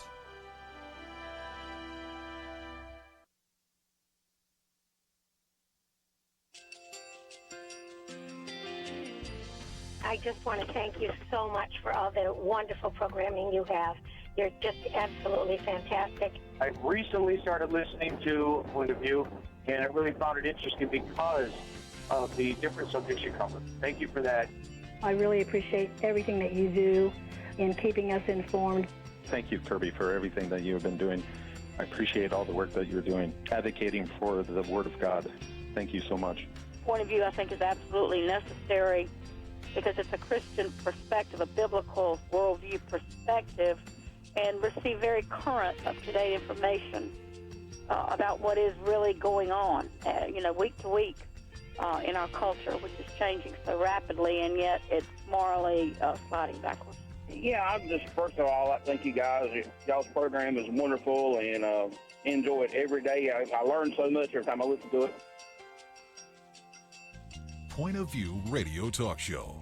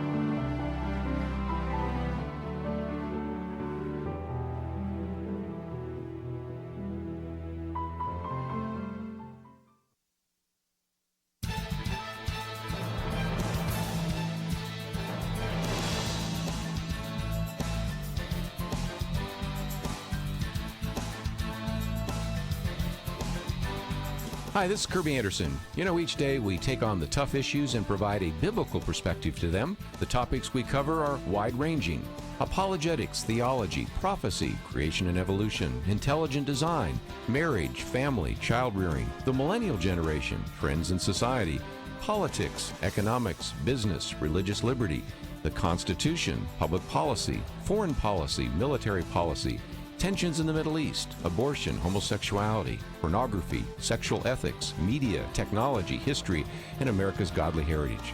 We talk about anything that affects your faith, your family, or your freedom. So don't go anywhere, because Point of View continues right now.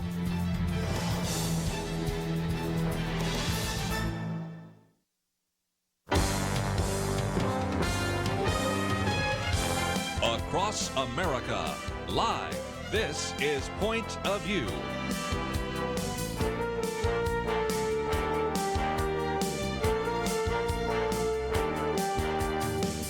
And now, Nick Pitts. And welcome back to Point of View. I'm your host on this Wednesday, December 5th day. My name is Nick Pitts. Kerby Anderson has been the savior for this show This today. is what I do. Oh, you are the man. You are the man. I'm exceedingly grateful for your patience and so sorry I'm running a little bit late today. We've had quite a bit of things that are happening on University Hill at Dallas Baptist University, where I serve full-time as the director of the Institute for Global Engagement. And so it's been a full day and a day full of surprises. And so nevertheless, I was running a little bit late, but so grateful for Kerby and his dad and his leadership and helping out with a little bit with some of the things that we've been talking about. But I was just so interested to hear and to be able to hear from you today during this last hour. I want to spend a little bit of time talking about the life expectancy drop.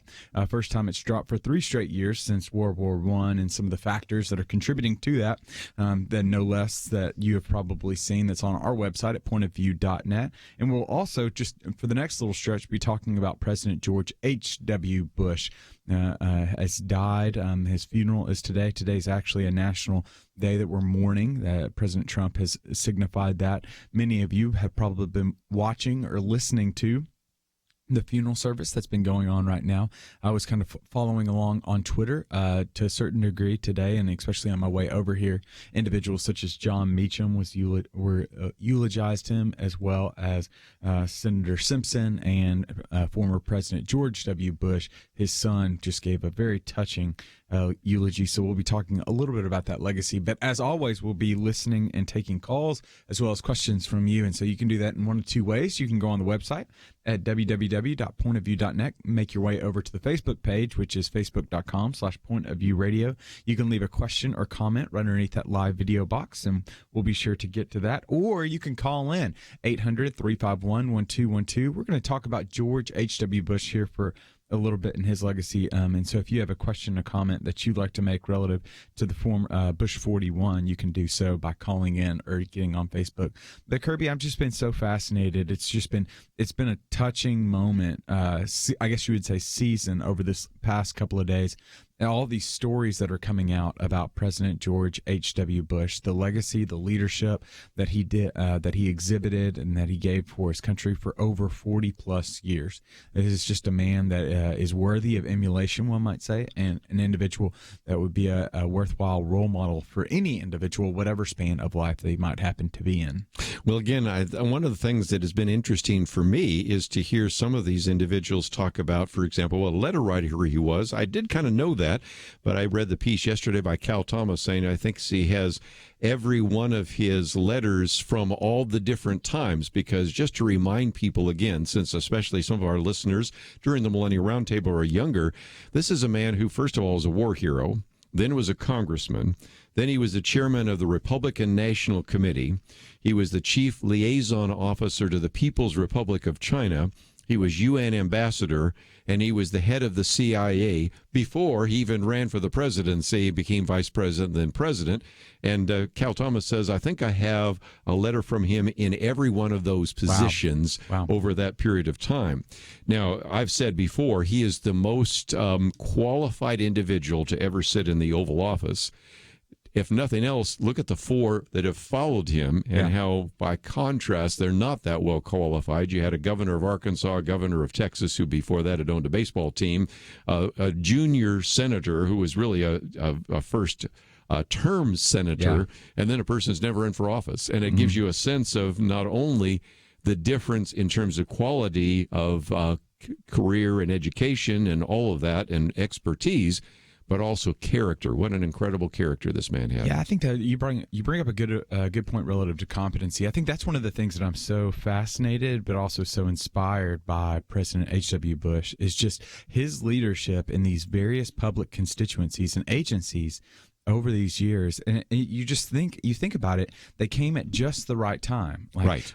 When he was at the CIA was underneath all the church committee had just had some of the revelations that came out. Very much embroiled in, can we trust this agency? There was distrust within the agency. Morale was down. George H.W. Bush comes in, assumes leadership, and really does restore not only agency morale within the walls, but then outside the walls as well, developed some of that. You think about his position as the leader after he ran for Senate, lost his Senate race in Texas. Then he went over to the Republican National Committee, became the chairman of that. There was something called Watergate that was happening during that time. Good job. And he was that individual, though, and what's kind of overlooked was willing to give the hard word to Richard Nixon, President Nixon at the time, of it's time for you to step aside. And you contrast that with today with what the Republican Party is. It's just a striking contrast with what you have, this individual that's assumed all these variety of positions leading up to the one that we remember him most as the presidency. But he exhibited such character and consistency in each one of these offices. It's just what an example worthy of emulation. Again, one of the other things that we talked about just the other day, and I'd love to get your comments since you're a historian and you've looked at these presidencies, he was a single-term president, and yet of all the single-term presidents, he is rated the highest. Right now he's rated 17th, and that number is going to keep going up as people go back and realize what he was actually presiding over, the breaking up of the Soviet Union, the fall of the Berlin Wall, and all those kinds of things. And usually a president that only serves one term, usually Herbert Hoover, Jimmy Carter, whatever, we put them pretty far down the list. He's way high on that list and may eventually go even higher. Yeah, you think about it from there's two areas. Well, I'll go 3 areas that I think are pretty significant components of his leadership during his presidency.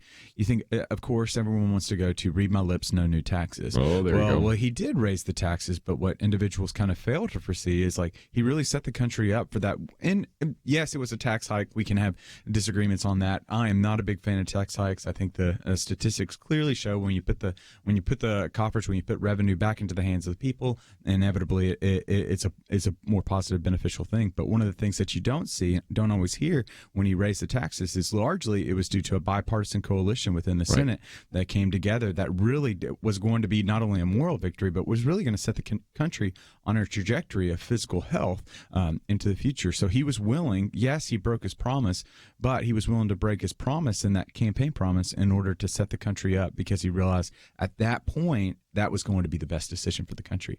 You think about what he did overseas as well. You bring up the Cold War. The Cold War, just the steady leadership that started during the Reagan administration, but then transitioned to his own administration to be able to see an end to that Berlin Wall, to see an end to try to thaw out that Cold War, I think is so significant. And then the third piece, which is kind of frustrating, especially if I'm looking on some areas of the web right now, is you think about how he began to transition how we view individuals that are suffering from AIDS and the AIDS epidemic that was ravaging the country during the late 80s, early 90s, and the efforts that he went to be able to try to bring health and try to shine a light on this epidemic that increasingly was becoming more a part of us. There's obviously so much we can talk about, and since I wasn't here for 2 hours, just expect me to talk twice as fast as we're going to continue talking a little bit more about the presidency of George H.W. Bush, his legacy, as well as just some of the things that are coming out now. But we'd love to hear from you. You can call in 800-351-1212 or jump over to Facebook, facebook.com/pointofviewradio.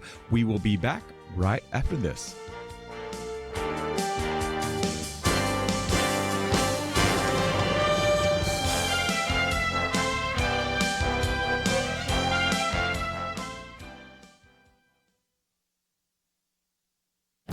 This is Viewpoints with Kerby Anderson. We have seen lots of examples of incivility towards political leaders and public figures. Senator Ted Cruz and his wife were confronted in a Washington, D.C. restaurant and had to leave. Senate Majority Leader Mitch McConnell and his wife were accosted while leaving a dinner at Georgetown University. Senator Rand Paul was physically attacked, and Tucker Carlson had a leftist group show up at his house and even damaged his front door while his wife cowered in a closet. Columnist Walter Williams argues that much of incivility and contempt for personal liberty has its roots on college campuses. In the past, I've documented some of those attacks against speakers. Charles Murray was harassed, and the liberal professor walking by him was attacked and sent to the hospital with injuries. Heather McDonald had her lectures disrupted at 2 universities. And I've interviewed most of these people I just mentioned and can tell you that they're gracious individuals who would never treat anyone else the way they were treated in public. Walter Williams is right. This disrespectful behavior is taught to them on the college campus.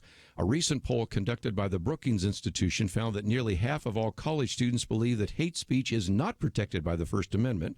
And since many professors and students label just about anything they don't like as hate speech, you can see why we have this behavior.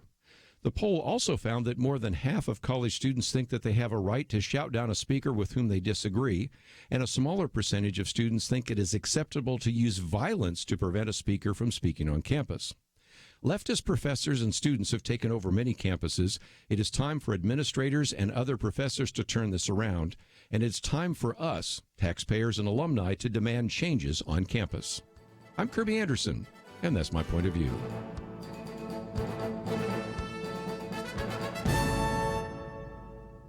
Take Kerby and the Point of View team with you on the go with the Point of View app. Search for Point of View Radio at the Apple or Google Play stores.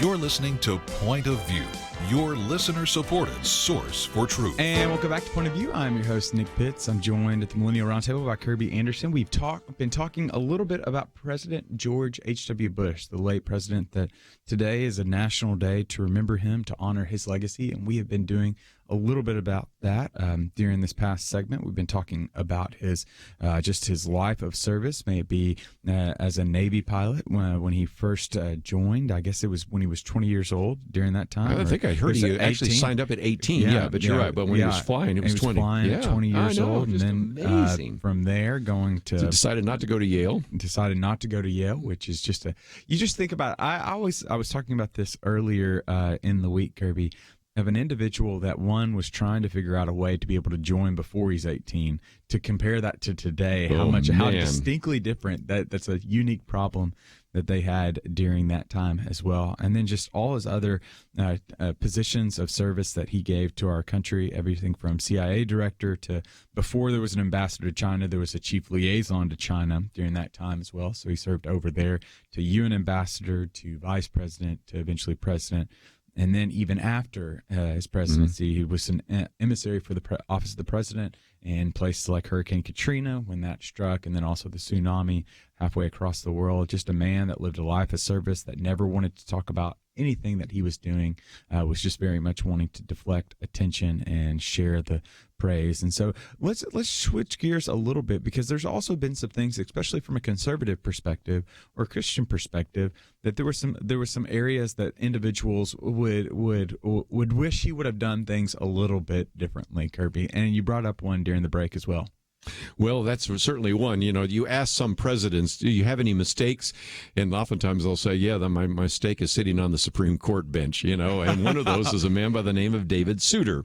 Now, let's first of all give a positive before I get to the negative, so we'll sandwich it. You know, the positive, Clarence Thomas, who turned out to be an even better jurist than many of us back in the 1990s when Marlon Maddox was sitting at that table and I'm sitting around with some of the other people. We're wondering, how well is Clarence Thomas going to do? Well, it turned out he was outstanding. So he's still on the bench. But David Souter, this is an individual a lot of people did not know. And so the chief of staff at that time was a man by the name of John Sununu, who had actually been governor and has been up there in the Northeast. And, having been in the Northeast, a Northeast conservative, a Northeast Republican is not the same as a Tennessee Republican or Texas Republican.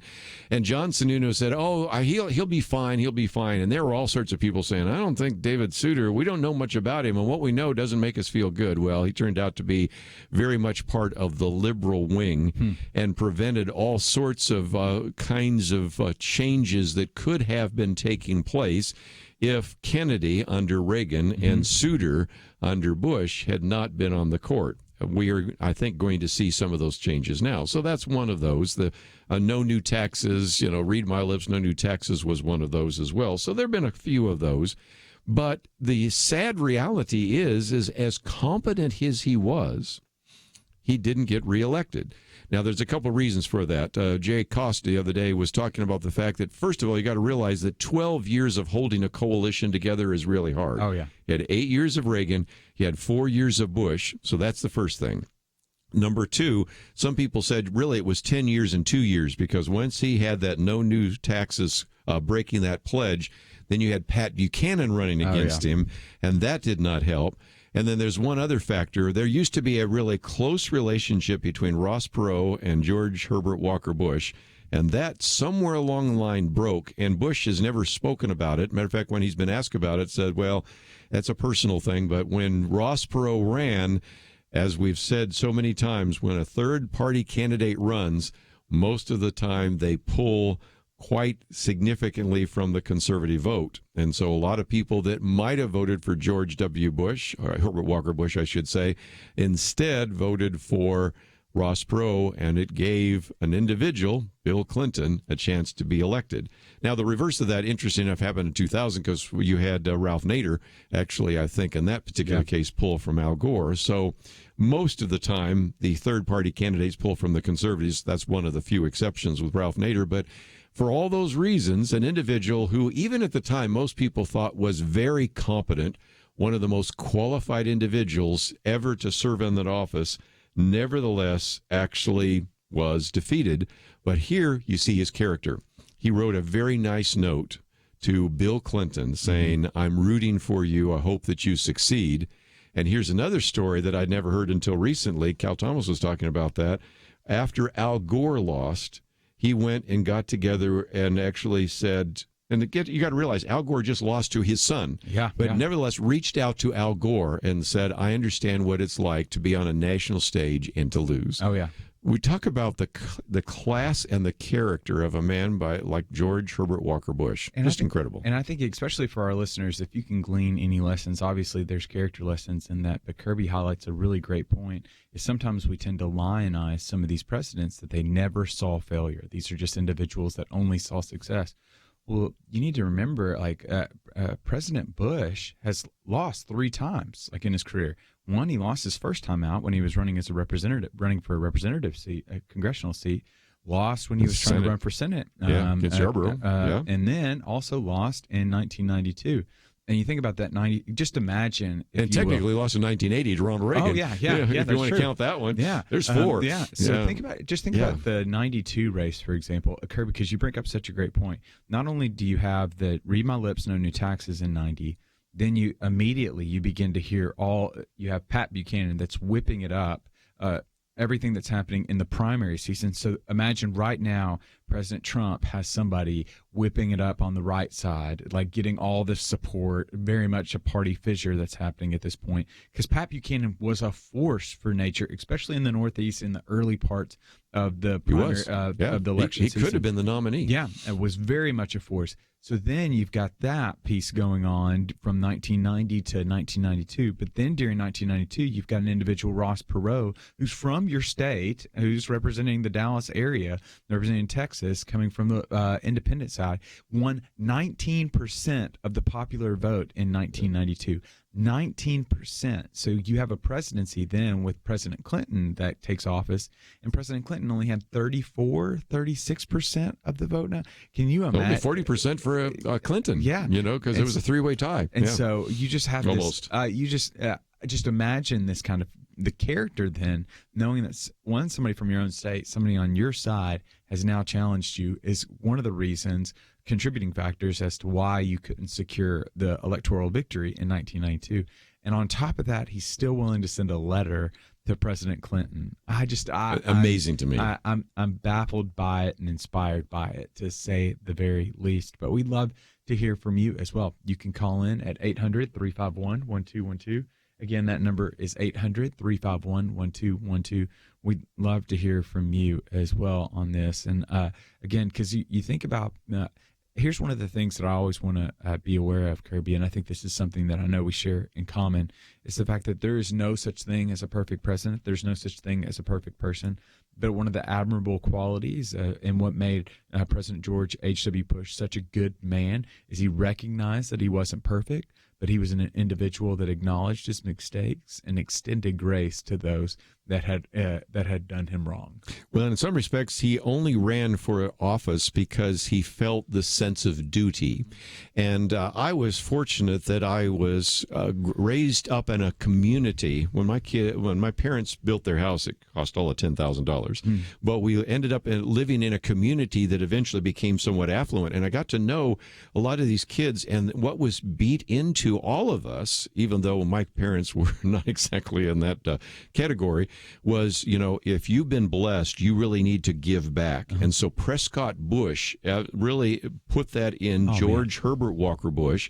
And you can see George Herbert Walker Bush pushes that on to Jeb Bush and George W. Bush. And now we have a George P. Bush here, and on and on. This idea that if you've been blessed, you have a duty to go back and to bless the community or the country that blessed you. I wish we had more of that in especially the younger generations today that says, we really need to give back. Yeah, it's I just think about this because it's fast. You've got to remember. And so let's just bring it even more personal, that the Bush name is just a name of great influence in Connecticut during that time. His father had been a senator out of Connecticut, just had been the stalwart of power in the Northeast. And so what does former President George H.W. Bush do? He leaves to go to Midland or Odessa, Texas. Really. Yeah. It's just he's leaving because out of this sense of duty of really just wanting to pull himself up by his own bootstraps, really wanting to go out there and make a name for himself. It's just I just am always struck by the bravery, by the courage, by the sense of duty, by the willingness to fail. But if he fails, he was willing to own up to mistakes. And his wife, Barbara Pierce, she's related to Franklin Pierce. Yes. Yeah. So you've got legacies on both sides. Unbelievable. Yeah. So we'd love to hear from you. You can call in 800-351-1212, 800-351-1212, Facebook.com/PointOfViewRadio. But we'll be back right after this. Protect the health of the nation. Join the Point of View Truth Team. Pointofview.net/team. Pointofview.net/team. Or call 800-347-5151. So there's this guy named Jordan. He's a healthy guy. He's a dad of 6, and he works as a guide in Alaska. And he goes to the doctor, true story. He goes to the doctor, and he's diagnosed with cancer, stage 4. And here's the thing. He had switched earlier from medical insurance to Medishare, where Christians share each other's medical bills. So the question for Jordan and his wife, Jenny, was, is this actually going to work? Our medical bills exceeded $160,000. Medishare members shared all our bills. And it was about more than just the money, too. This is a real community. Medishare is a family, a group of people that stick with you through the hardest times of your life. I just don't know how I could have done it without Medishare. It's so worth looking into. There's a reason this is growing so fast. So if you want to find out more, here is a number for you. 855-90-BIBLE. That's 855-90-BIBLE. Point of View will continue after this.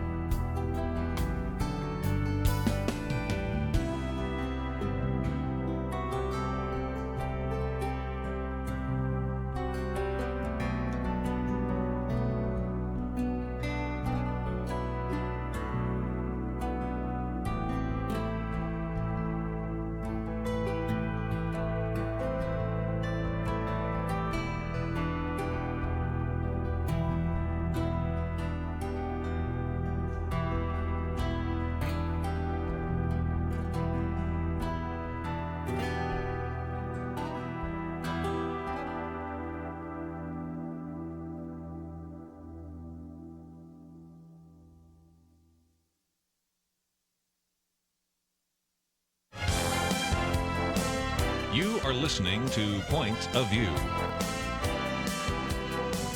The opinions expressed on Point of View do not necessarily reflect the views of the management or staff of this station. And now, here again is Nick Pitts. And welcome back to Point of View. I'm your host, Nick Pitts, and I'm going to slow down a little bit. Apparently, I was talking a little too fast for certain individuals, and so I apologize for that. I've wanted to make sure that I got everything in, and in the turn of trying to get everything in, I might have gotten nothing in. So you got it all in. Yeah. We've been waiting for your wisdom, so it's been so good. You it's been so don't good. hold your breath on that one. But nevertheless, we have been talking a little bit about President George H.W. Bush. His funeral was today, and now we're going to transition a little bit because to another issue that I think is pretty pertinent, is something that is making its way across the headlines, and it actually was reported last week, and it really did illuminate. Kerby and I are kindred spirits, where he just puts up with me, and I will pester him. But the U.S. life expectancy rate declined yet again. It's a trend not seen since World War I. Data indicated that over a 4-year period, we continue to see overall Americans has dropped now again to live at 78.6 years at birth in 2017, down a tenth from the 2016 estimate. Men anticipate a lifespan of 76.1, and that's down a tenth from 2016. And for women, that number is 81.1, which is unchanged from the previous year. And Kerby, this is I am largely unaware and just shocked by these numbers because I just am operating underneath the assumption that with technology advancing, we're only going to live longer. But it seems like for the past couple of years, that hasn't been the case. And that really is a surprise because we have always assumed that life expectancy would go up for each generation. And so when it starts curving down, that is a surprise. And I remember one of the things we were talking about George Herbert Walker Bush for just a minute. One of the things that Bill Clinton was saying is we've always assumed that everybody's going to do better economically. And that began to taper off a little bit in the 1990s. But back to this key issue, this decline is reminiscent of something that happened at the turn of the last century. And you might say, well, okay, why did life expectancy decline in the 1910s and 1920s? Oh, well, that's because you had American men fighting in what that time was called the Great War, which was World War I. And back here at home, you had really the worst flu epidemic in the history of modern times. Now, since I'm the old guy around the table, my grandfather was a doctor during that period of time. That's how much older I am than you, obviously. And my grandfather was dealing with all sorts of people that were dying of whooping cough, smallpox, polio, as well as just influenza, pneumonia. But by the time you got to the 1940s, we had a thing called penicillin. By the time you got to the 1950s, we had antibiotics. I don't think too many people in the listening audience anymore are dealing with any of those. I've got one or two staff members that were affected by polio in the 1950s, but nobody's dying of smallpox, whooping cough, anything like that, although some of those have had a resurgence. So you would expect it to go up. Well, last year you had more people die than the year before. You say, well, that might be due to the fact that we are an older society. And so that's the case, but I'm looking at the issues I know you and I want to talk about.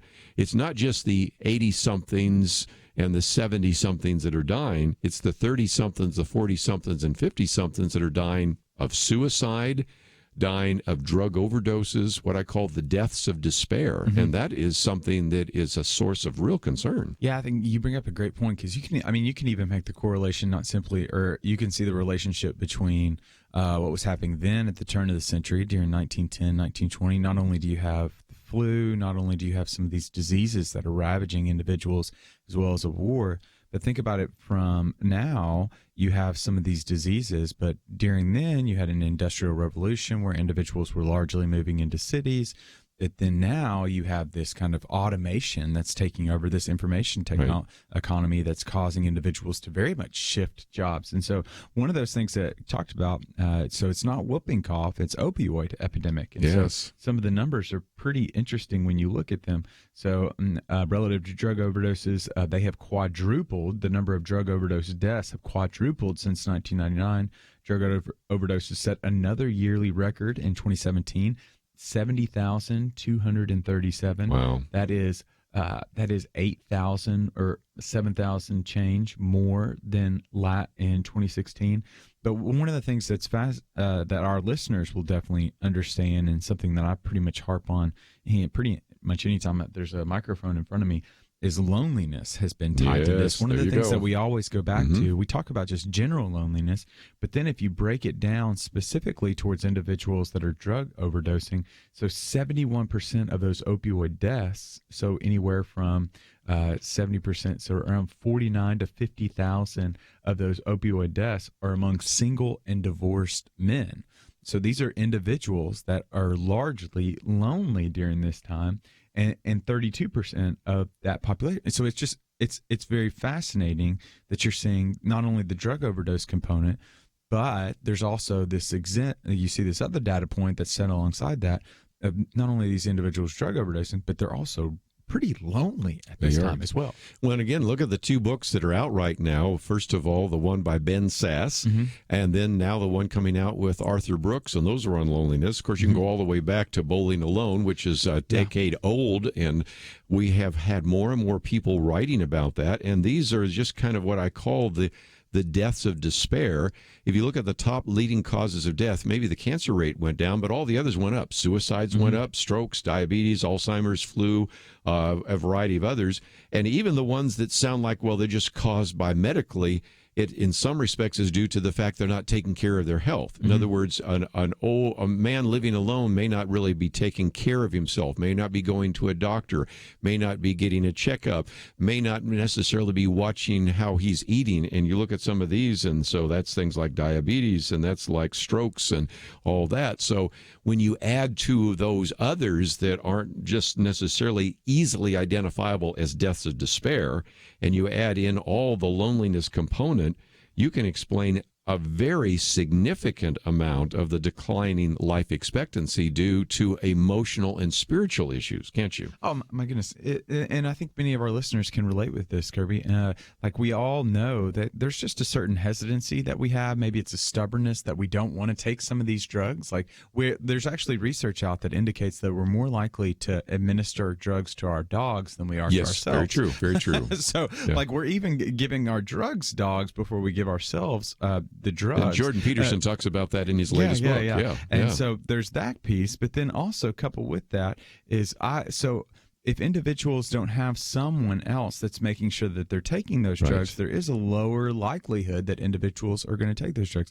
I have certain individuals that are in my circle. I'll just use the vague terms in my circle because I know that there's certain individuals that are in that circle that would be listening to the show. There are certain individuals that are in my circle that I have to harp on them to take their medicine, like if it not for me. And so, but I know that they're not lonely now. They have me as an individual that is going to be nagging towards them, that I gladly will do and nag them to be able to take and administer to themselves some of these medical technologies in order that might improve their health. And I'm sure there are many listeners out there that either one, they're the nagging voice that's trying to get their loved one, trying to get a friend to take the medicine that they have, or they themselves are subject to that nagging because they don't want to take the medicine. They don't want to do those things out of some unknown reason to any of us. And so the fact that individuals are lonely, that's just one example that we have of the significance of the loneliness relative to the experiment that we found ourselves in. And again, one of the reasons why I use the term loneliness in a broader sense is when I wrote this book a quarter of a century ago, I talked about the fact that it's called crowded loneliness.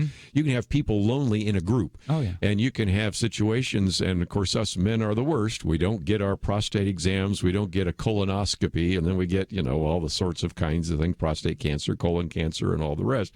And yet it's because we are still living alone in a sense of a community, but really is no community taking place. There's research out that among men and women, that women are more likely to develop lifelong friends after the age of 25. Men are more likely to develop lifelong friends before the age of 25. So if you haven't developed and maintained some of those relationships before the age of 25, if you're a man, you largely suffer to be alone. And you kind of, it goes back to the Thoreau line that the mass of men live lives of quiet desperation, that many individuals, especially and they have men, the highest rate of suicide right now. That has gone up more precipitously than the females. And then you add on to those things, you think about the curse of being a man, right? The curse, the sweat of our brow. If we go all the way back to Genesis 3 and just being tied to our work. Well, then you couple that with just some of the research out there that individuals are largely changing jobs much more often or getting out of a job much more frequently than what they typically have been. 25 years ago, that you would have gotten a gold watch, and that would have been pretty commonplace for staying at a place of business. And now individuals are largely only staying at a firm for 4.3 years. So just very different. But we'd love to hear from you as well. So you can call in 800-351-1212. When we're talking about the life expectancy rate, what are your takes on that? Are we missing something outside of drug overdose, suicide? We'd love to hear from you. 800-351-1212, facebook.com/pointofviewradio. We'll be back right after this.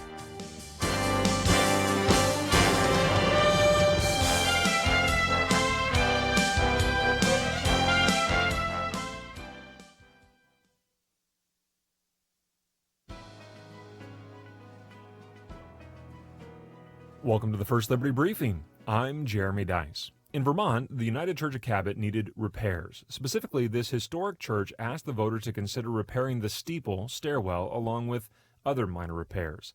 The community uses the building for a variety of meetings and events. The taxpayers were even asked whether public funds, about $10,000, should be used to pay for these repairs. When the voters agreed to the project, someone raised an objection. A Vermont district court enjoined the repairs, concluding that the state's constitution categorically prohibits the public funding of houses of worship. But the Vermont Supreme Court disagreed. In sending the case back to the lower court, it said that the plaintiffs will have to demonstrate that painting the church building and assessing its sills is more like funding devotional training for future clergy. Well, that's a difficult task. If we've learned anything from the U.S. Supreme Court's decision in Trinity Lutheran, it is that our country's dedication to separating church and state means neutrality towards religion rather than hostility. If Vermont expends taxpayer dollars on other historic buildings, it is anything but neutral to refuse funding for an historic church building. The logic that claims that anything religious must be purged from public participation simply because it is religious is simply wrong. It goes against decades of precedent and destroys our country's rich heritage of diversity. To learn how First Liberty is protecting religious liberty for all Americans, visit firstliberty.org. Hi, I'm Kelly Shackelford, President and Chief Counsel of First Liberty Institute. I hope you enjoyed this episode of First Liberty Briefing. You can learn more amazing stories about how everyday Americans are standing up and saving religious freedom. Just visit firstliberty.org. You'll be inspired, educated, and informed. Visit firstliberty.org right now.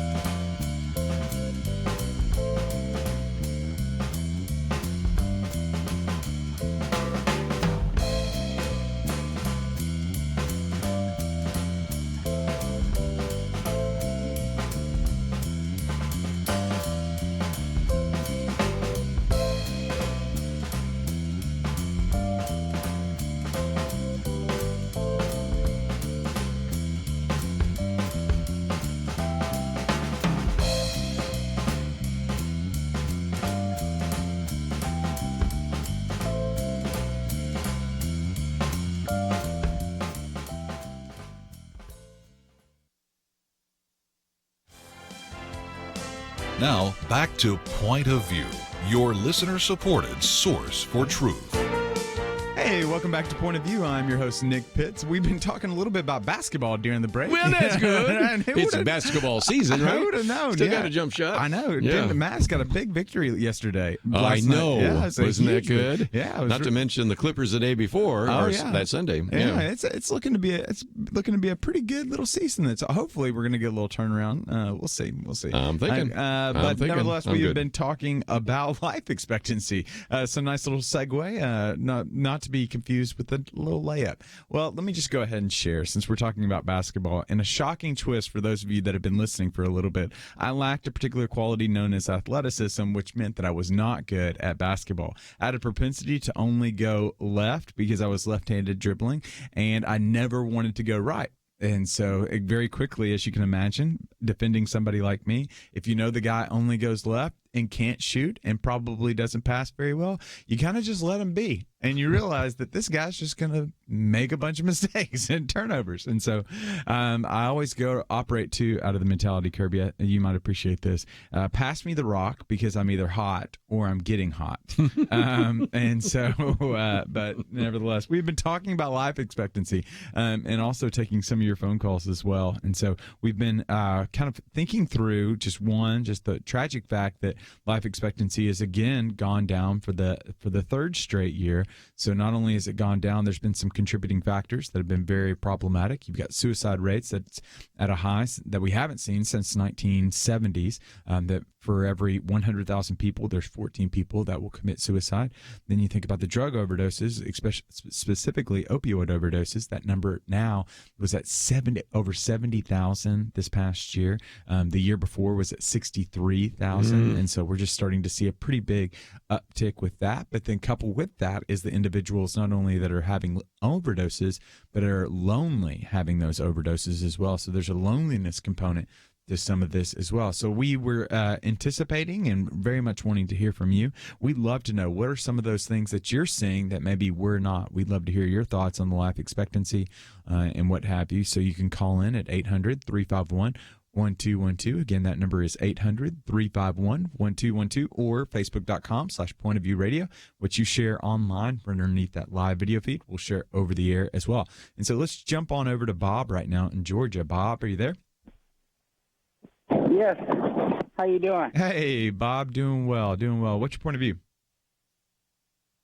I wanted to take this opportunity to try to get people to understand. Right now, I think the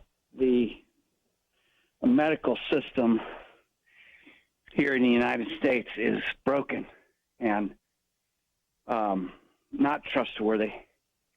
As far as getting wounds fixed and bones set and things like that, that's fine. Knee replacements and things like that, that's fine. But they don't know anything about how to treat heart disease or cancer or anything like that. All they know how to do is prescribe drugs that will kill you. And the people that are living the longest in our society are the ones that have separated themselves from that system and have depended upon homeopathic and naturopathic doctors, MDs that practice naturopathy, and natural cures from the earth, from herbs and things that God made. The drug companies are, every time you turn around, you listen to another infomercial or commercial where they have another class action lawsuit against some drug that the Food and Drug Administration approved. It's a broken system, and I think the people who are living the longest are the ones who separate themselves from this American Medical Association and the Food and Drug Administration and pharmaceutical companies who are all in bed together, just having a grand old time spending our money. And anyway, that's what I have to say.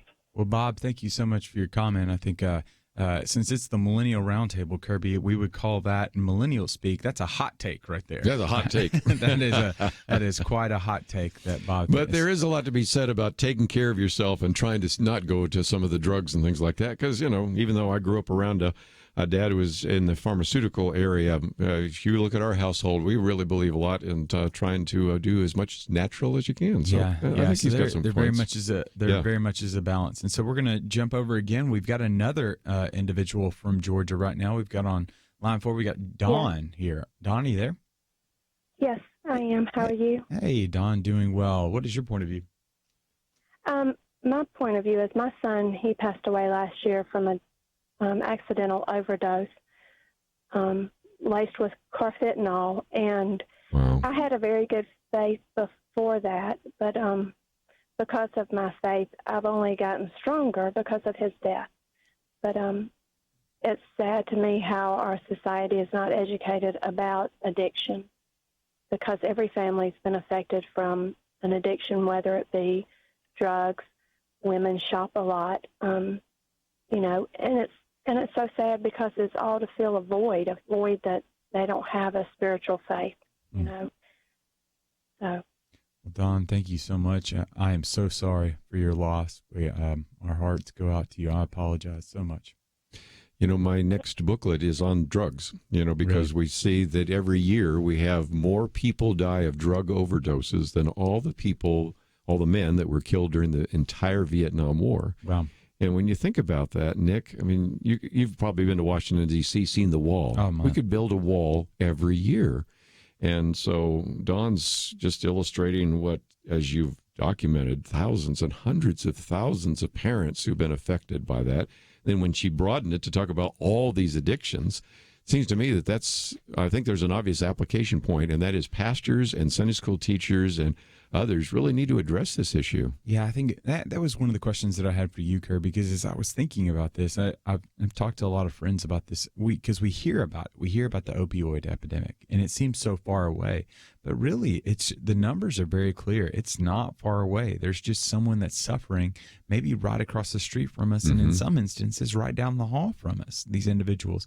And so I was trying to think through what are possible solutions that we can start implementing, things that we can be doing for our listeners specifically to really help and try to make a dent in this. Because, again, the numbers and the trajectory is not good right now. It was 63,000 individuals that overdosed in 2016. The number jumped up to 70,000 individuals that overdosed in 2017. What are some of those words that you would give to our listeners right now? Since we only have a minute left, it'll be very quick, but I might just mention that our issue just a couple of months ago was on the opioid addictions and talked about what churches can do.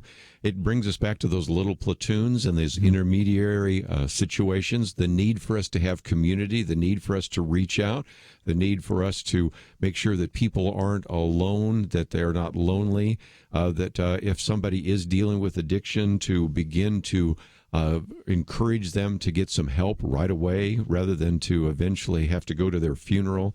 There are a lot that we can say, and that's one of the things that will be in our newest booklet coming out on the issue of drugs, because the issue of drug abuse is rampant, and the opioid epidemic has just skyrocketed in ways we never would have anticipated. And you can get that booklet those booklets are available to individuals that give a donation to the ministry, right? Right. And so we'll be having that come out in the future. And, of course, we've already done a whole issue on the opioid epidemic.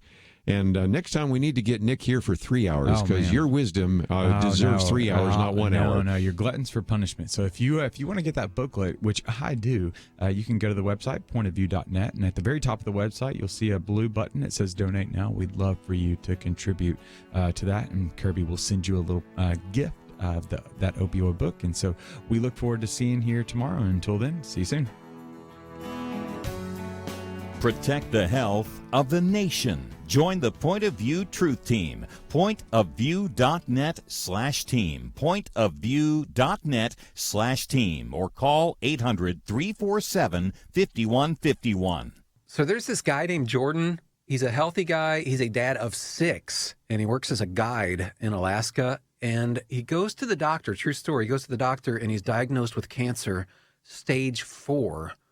And here's the thing. He had switched earlier from medical insurance to Medishare, where Christians share each other's medical bills. So the question for Jordan and his wife, Jenny, was, is this actually going to work? Our medical bills exceeded $160,000. Medishare members shared all our bills. And it was about more than just the money, too. This is a real community. Medishare is a family, a group of people that stick with you through the hardest times of your life. I just don't know how I could have done it without Medishare. It's so worth looking into. There's a reason this is growing so fast. So if you want to find out more, here is a number for you, 855